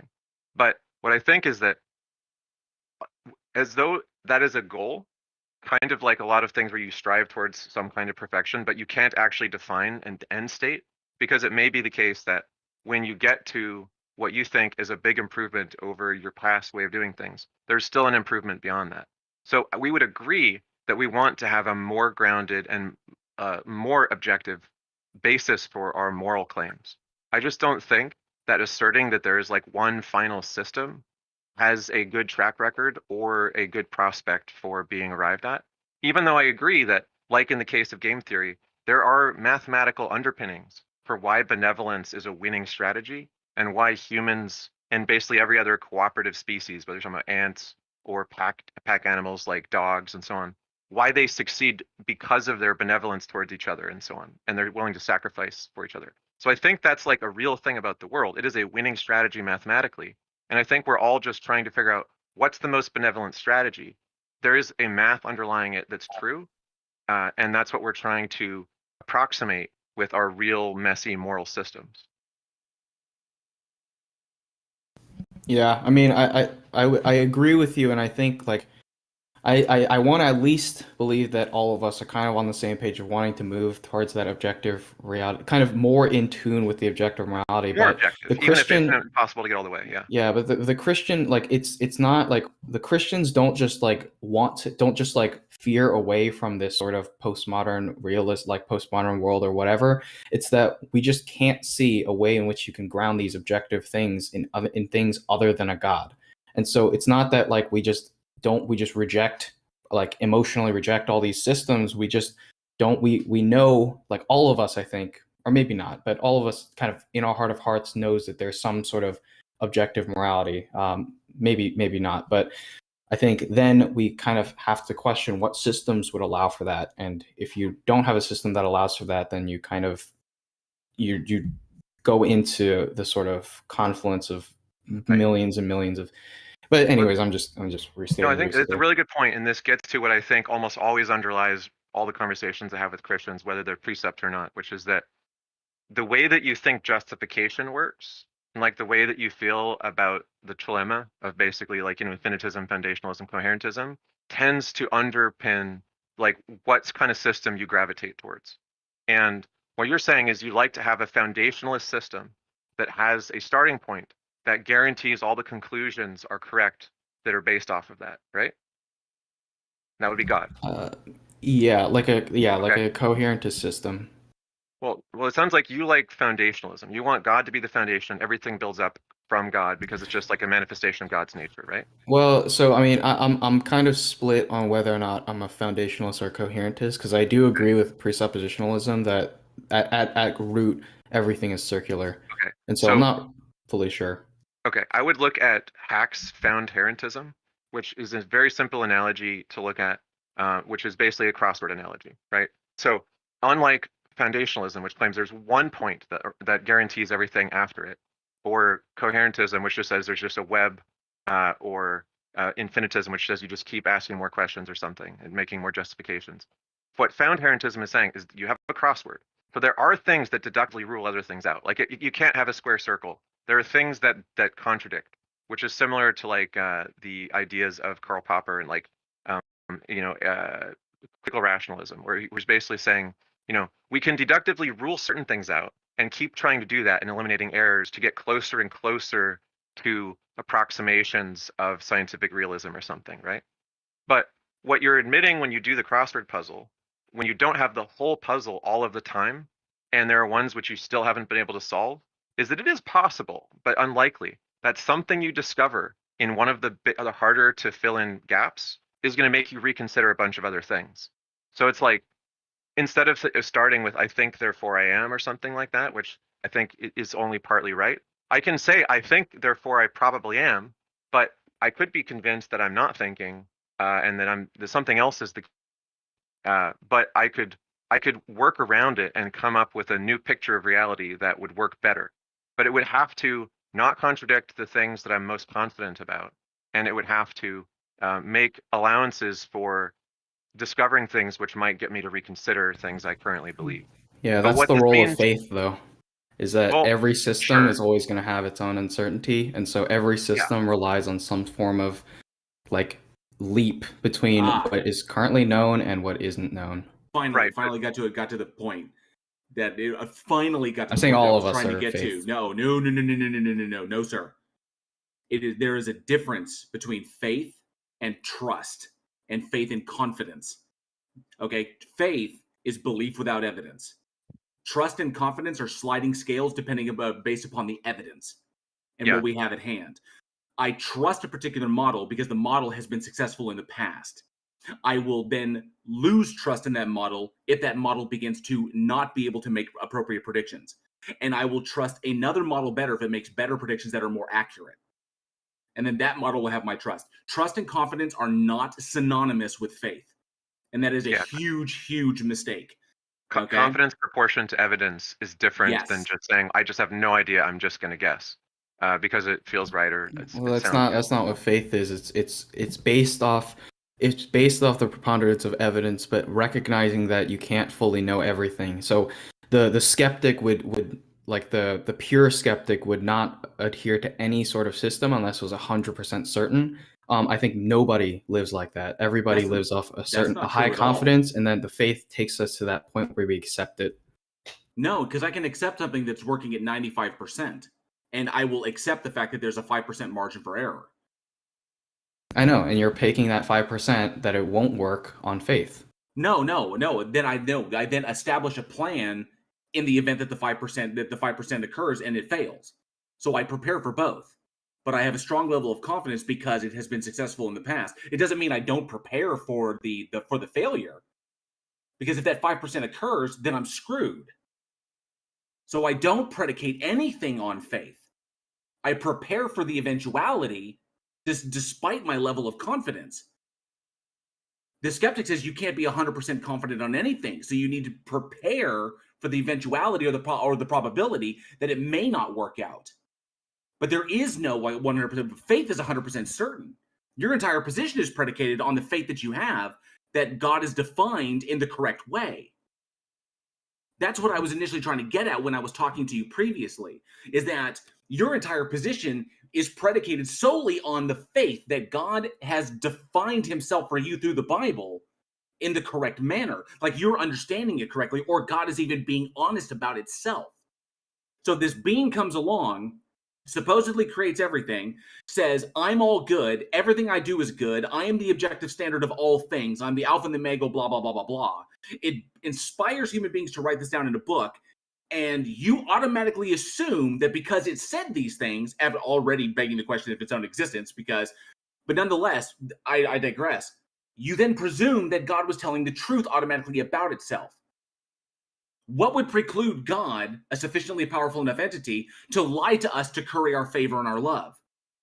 What would stop it from doing that? Nothing. Not existing. And how, not existing, this is true. How would you tell the difference between the two? You can't. There's no methodology for that. Okay? So the problem is your entire system is faith-based. The faith that you know for certain that God is defined in a particular way. Because like I said before, the God you describe and define cannot be logically extrapolated from the world we currently observe. But what it does Yeah, resemble I is just a think Just Story. it's just the Like, straw man. It's Aslan, not do a you know straw what man. Here's the thing, It's all not of a us- straw man, Aslan. It goes to the Here's the thing, very, very Christians heart and of your atheists- position. Aslan, it goes to the very heart of your position. I'm not worried about all the surface stuff in your worldview and how and how you just ignore the Euthyphro dilemma and how you just ignore the problem of evil. I'm not even worried about that. I'm worried about the whole thing that you predicate your position on is that God is defined in a very particular way, and you can't justify why you can't justify how I you just think know it's- that to be the truth. I just You think it's can't. really dishonest when atheists try to proclaim that like Christians and atheists are like totally different in how they approach it. All of They us are are. trying to find the truth. All of us are trying to move towards the objective reality, and But you just assume claiming you that haven't. we just You make assume shit you up have is it just by- dishonest. No, you assume you have it by claiming there's a God.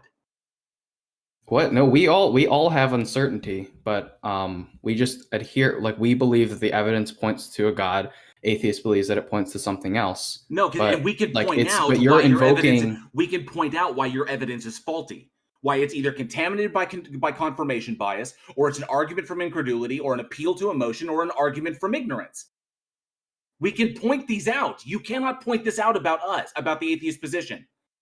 The atheist position is the logically honest conclusion based upon the evidence. And it makes no leaps.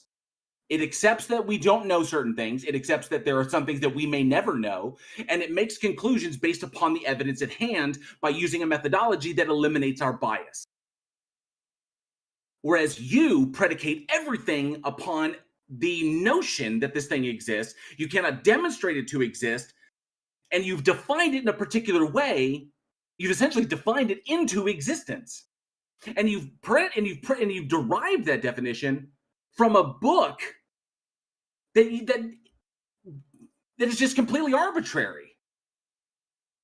Yeah, I mean, if we're getting into this, I think I feel bad about taking up so much time. So I think. Wait, no, Aslan, I wanted to ask you. Closing. I wanted to ask you one question before you went. I tried to hold off, so it might not be as Sure. relevant, like because it was far back.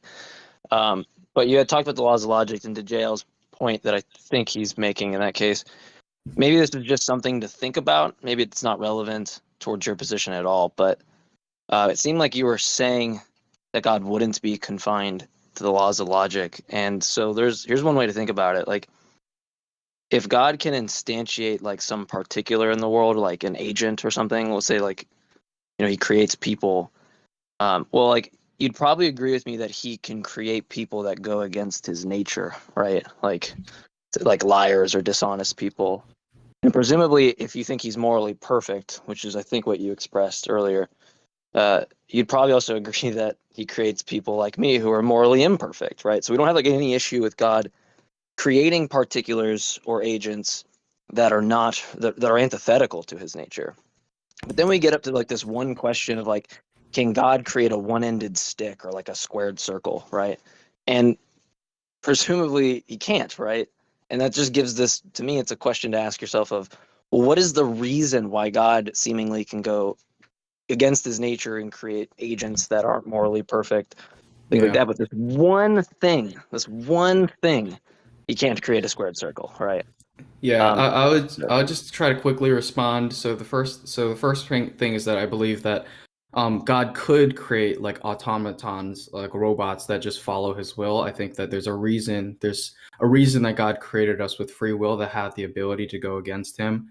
And that's part of divine hiddenness, that we can't know the exact reasons. Well, I'm sorry to interrupt. I'm not actually not making a point to that. All I'm making a point is that God can create things, right? He can instantiate and actualize things in the world that are that's my second contrary point. to his nature, right? So it's not a point of why that he does that. I'm granting that he can, and he can have his reasons. The reasons I'm not worried about in this case. Yeah, all I'm worried about is the reason why he can't create a squared circle or me and not me at the same time, right? So so the reason, like, his creation of free agents is in line with his nature, and that those people can reject him.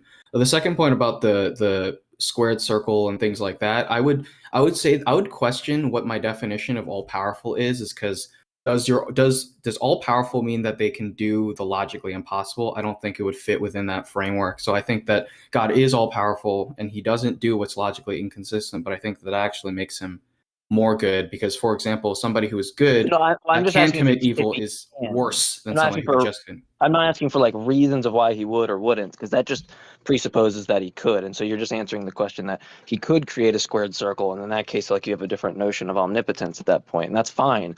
But it seemed like earlier you agreed on this point. So like, feel free to change the position. But if it's the case that you think like that omnipotence is God being able to actualize any logically possible world, right? Or being able to do anything that's logically possible, then you have to ask yourself this question: when he can seemingly create all these agents with antithetical properties or properties that God does not possess, like moral imperfection or dishonesty, right?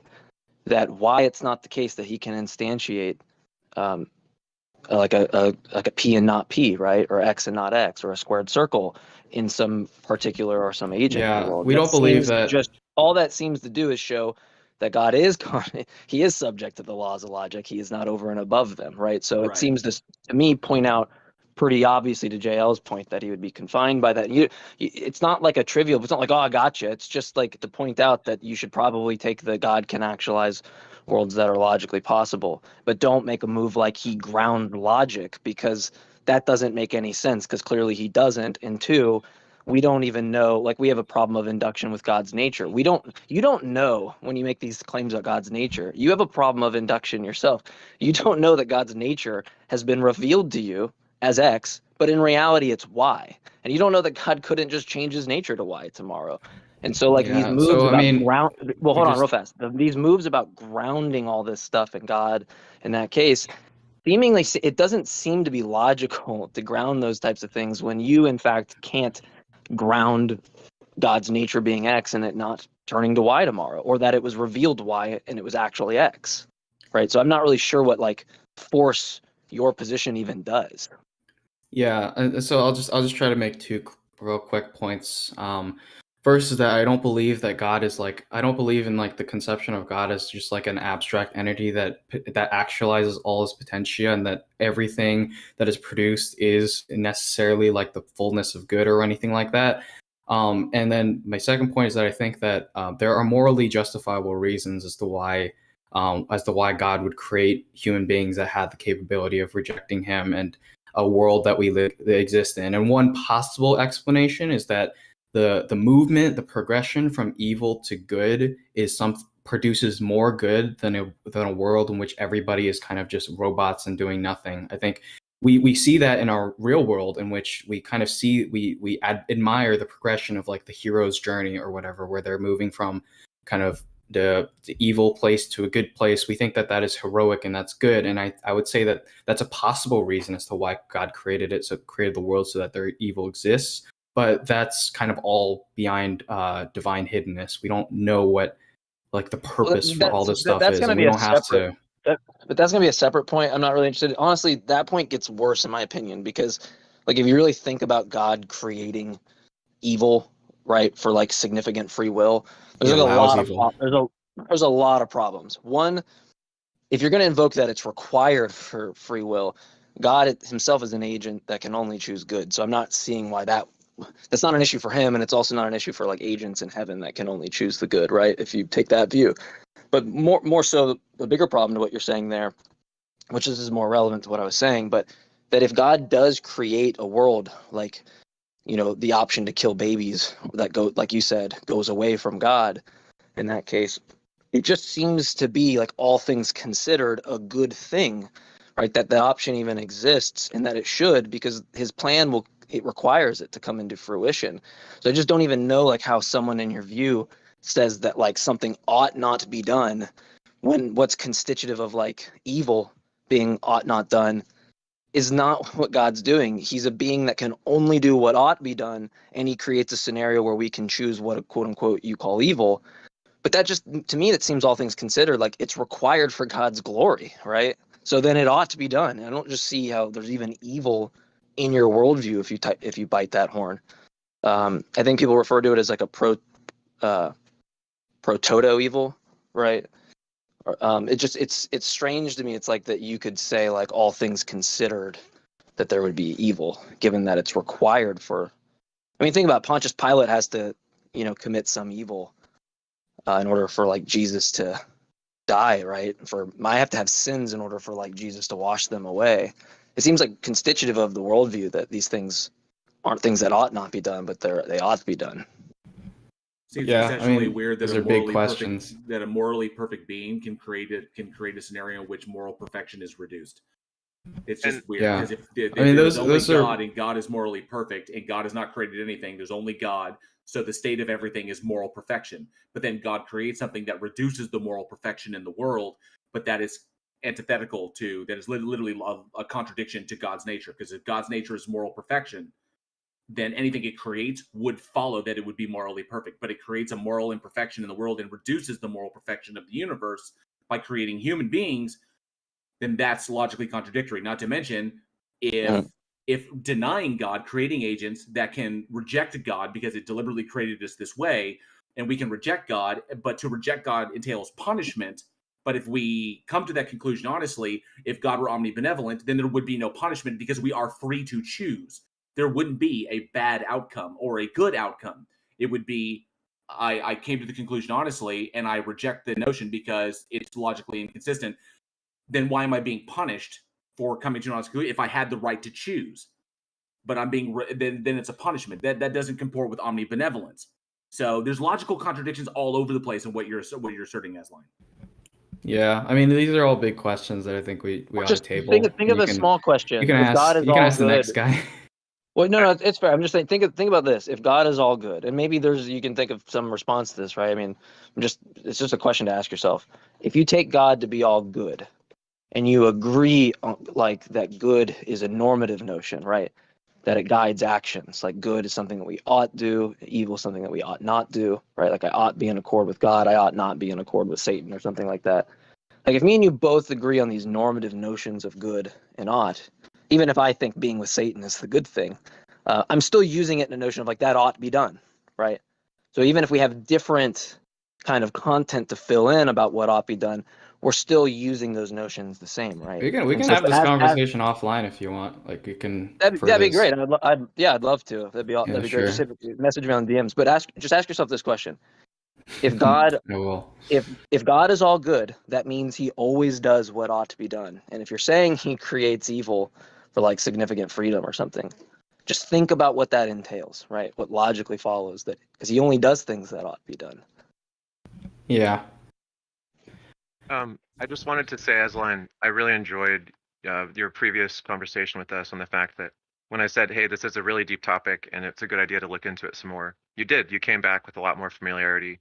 And like, I don't hold it against you. You didn't read the whole paper or whatever. You know, these are long papers, but you know, you're doing an excellent job, I think, of trying to explore and come to a position in an honest way. And it's very nice to talk to you. The last thing I just wanted to leave with is the idea of just so stories. That's my my homework suggestion. You don't have to take it. but I posted a link. More to, home. Yeah, sorry. I posted a link No, to you're just good. the stories in the chat. But basically, when I hear people say, evil is this way, and here's why God did it that way, and so on, it's like how did the tiger get its spots? Well, we can tell a story about how the world just appears to be to us, and we can try to come up with an explanation. But oftentimes, it's just like it's a ad hoc hypothesis to try to explain something in a way that all seems just internally consistent. But there's no real force to why that just so story is better than another just so story. So when we compare these different claims about morality, and one of the stories is, well, God arranged all this way on purpose. That's the way just so stories work, is it's all done on purpose. Like, this is how it had to be. But it's the alternative explanation that I started with, evolution worked a certain way such that the animals that cooperated were more successful than the animals that didn't, and we inherited a really strong set of cooperative genes. It may not satisfy all the questions philosophically or give you like a really complete system to ground everything in a foundationalist way that you'd like, but it has the advantage of being supported by immense evidence. And as many times we've had conversations which basically come down to, our story may not be satisfying, but it's based on evidence. And it seems descriptively true that that's how things got to be the way that they could be, because that's how things play out, not because someone had a plan for it. I got you. And I'll just say is that like I do spend a lot of time reading. I do a lot of research on things, and I study a lot of different topics. And so if you want to kind of have a focused discussion, then you can kind of set the terms. And like if we want to keep a really narrow topic, if you want to have that sort of discussion, then you can set something up, and then I'll bring out my guns on that. That's something that'd be interesting. Hasling, thank you very much. This was a really great conversation. It was very deep. You're very thoughtful, and it was. I think IX is pointing out something very important that you've done very well by researching the topic and coming back, and we appreciate you taking it so seriously. Yeah. Anyways, thanks for so having me up. I'll move back. Thank you, bud. I wasn't aware tigers had spots. All right, Ligers. Ligers have spots. Ligers have spots. Sorry, I meant striped. Calling you up, Concrete Plus. Sorry, my boy over there. I have a question. My boy over there dodging the from swords the of chat. logical entailment like Matrix like Neo in the Matrix. Logical entailment. I have a question from the chat. Jeff, are you awake? Jeff? Yeah, I'm here. Jeff, I've been listening. Maya Atkinson heard some snoring, so people are wondering. It wasn't me. I've been muted this whole time, so Jefferson, that was her imagination. Jefferson is like the great Loa. It will speak when necessary. Yeah. And Maya is one of the most loyal people coming to all of our stuff, so I thought it was just appropriate to just ask.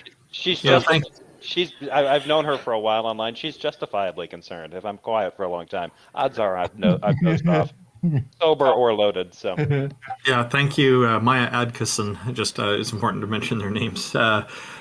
Concrete Plus. Concrete Plus, welcome back, and we'll give you your time to present your opening statement. Hopefully, you can keep within a few minutes for us, and then we'll respond accordingly. Thank you. All right, thank you. Just deal with what Jay Mike was trying to put forward. He made a lot of claims that I don't think is actually borne out by the Christian God. Maybe he was appealing to another God. So I'll just start with that. Jay Mike, were you talking about the Christian God? Which claim? Were you talking about the Christian God when you were just talking to the last guy on stage? Yeah, but what claim specifically? I know what you're talking about. So you were talking about the Christian God? Okay, great. So when does the Christian God create evil? What do you mean? When did he create it? Yeah. When isn't answered. The fact that he did is mentioned in the Bible. All right, Jay Mike, what were you saying? Well, yeah, I didn't know if you wanted some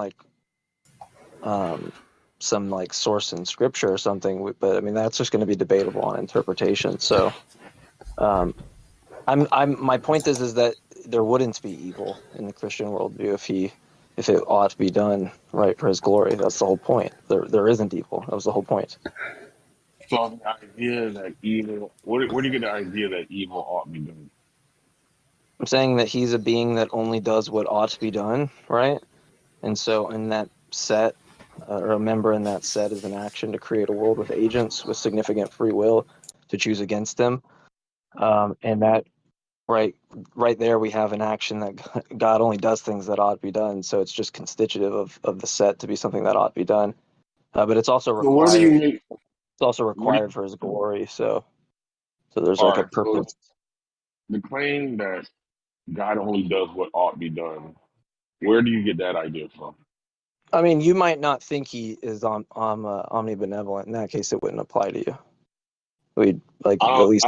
I don't think that's an entailment of omnibenevolence. So where do you get the idea? So is omnibenevolent? You Do you get the think? idea that he does what ought to be done, and he only can do Well, yeah. I what mean, ought to be look. done. Hold on. Do you think God is all good? What does that mean? Yeah, I can. He always does what ought. Do you take a normative notion of good? What ought be done? I don't know what that means. Look, either it's normative, and I know what you mean, or you're going to say something like it's descriptive, and I don't know what the fuck you're talking about. So, do you take a normative notion of good, like it's the case that good is going to be like action guiding, right? Like with something we ought to or we ought not to. I don't know anything that you're saying right now. Can you explain? Yeah, I can. Yeah, of course. So like typically So when some let's people, start with it's my not the question. case for it's not the case for everybody. I think TJump might have pushed back because I think his view Hold on. doesn't have normativity in it. But so like what I'm saying is like you can have kind of like two views, right? Either your account is normative or it's not.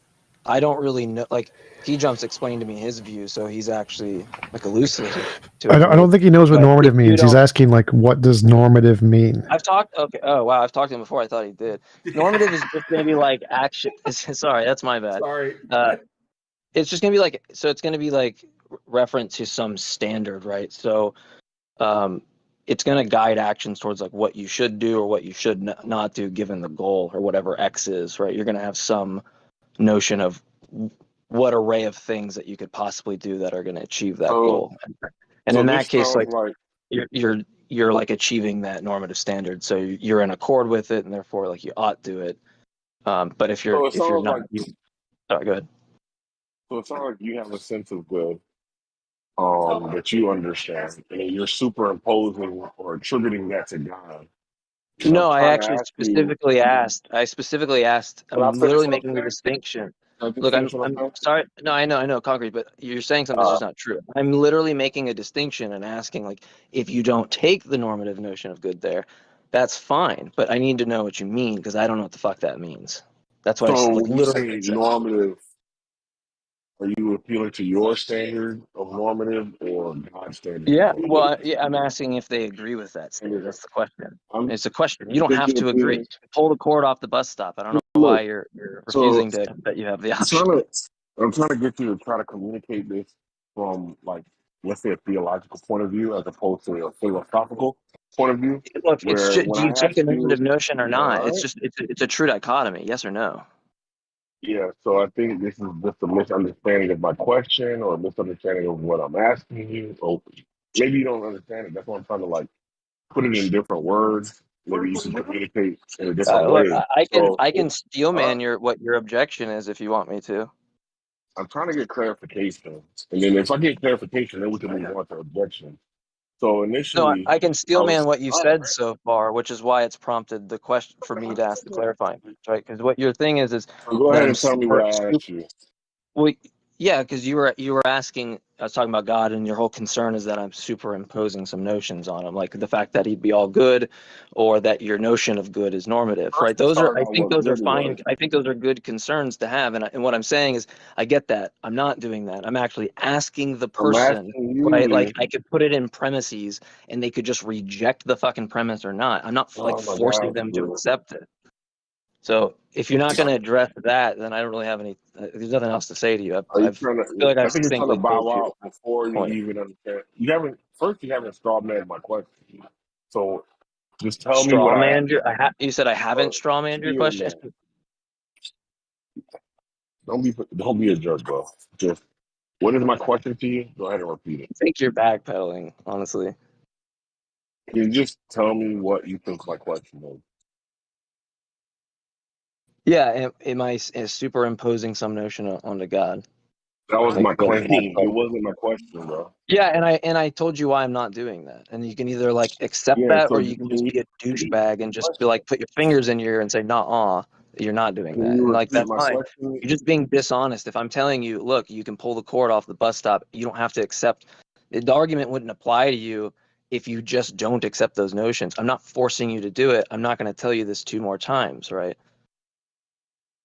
So I'm It's gonna go back really to my easy. It's really question. easy to understand, right? This is So, how like an argument oh works. wow. If I give some argument or I make a claim and you're So like, I "Well, I haven't don't even been think able to get God a is all statement good," out. then it Oh, doesn't apply to you. That's why I would ask the question. What you're saying yeah, is so I'm just gonna try one trivial. more It's time. honestly just wasting time. So do you have anything like relevant that you want to address? Like an I'm gonna try objection? one more time. So you said something about God being all good. I asked you what that meant, and I'm waiting for an answer. Again, I What is gave you all that. good? I told you either you can take a normative notion or not. And so then I explained that what that meant, right? If you don't understand, I can do it again. That's I fine. asked you to But if approach you this. don't understand that the answer is that you don't have to take a I normative hope notion. everyone notices that every time I open my mouth, J Mike cuts me off. I haven't even been able to complete a Okay. sentence. So I'll try Well, go one ahead. more time. So I'd ask that you approach this like a theologian, whereas you use a biblical proof text for your statement. So when you put forward the concept of all good, I'm going to ask you, how is that expressed in the Bible? So do you have the scriptures to point to that represents this Yeah. notion of all good? My claim, you're not understanding. So let me help you out. My claim is It's a yes not or no. forcing. Listen, this is It's a really yes or simple. no. Yeah, so the answer is that I don't think the interpretation of someone's scripture thinking that he's all good or not all good is dictated by the text itself. It doesn't say that itself. So if I cite you scripture, What would be listen, superior stop, understanding? stop. If I cite you scripture, it's going Where to do we assume get the understanding from, though? Stop. Words do not interpret themselves. Oh my They can gosh, have dude. different meanings, which is why people disagree. So my claim, you're making a false claim that I'm not even making. I'm not just listen really carefully. It's really hard for you to do, and I've noticed that interacting with you, but try really hard right here. I'm not making the claim that a Christian ought to believe that God is all good or not, right? I am not making the claim that they should interpret the text one way or another. In fact, I make an argument that the text can be interpreted in a multitude of ways, which is a further issue for them. The point is to ask them if they accept that premise. And if they don't, the argument doesn't fucking apply to them. Now, I'm done addressing this point unless you have something relevant, because you're just making a trivial mistake. It's really stupid. And if anybody else wants to recapitulate what I'm saying to him or where I go wrong, just go ahead, because this is just not going to work. He's just going to do the same concrete thing he does where he doesn't know what he's talking about and not relevantly addressing what I'm saying. So yeah, I'll do that. So J Mike is simply saying God is all good in most Christians' worldview. So he's just assuming that of the previous Christian. It may not apply to you, so it doesn't matter. He's not claiming the Bible says Yeah, that. so what I said was you had put forward some premises that weren't borne out in the Bible. Lo and behold, asked you to provide a biblical He never said they were put in the Bible. He substantiation. never said they were. Lo and behold, I asked you to support it through biblical text.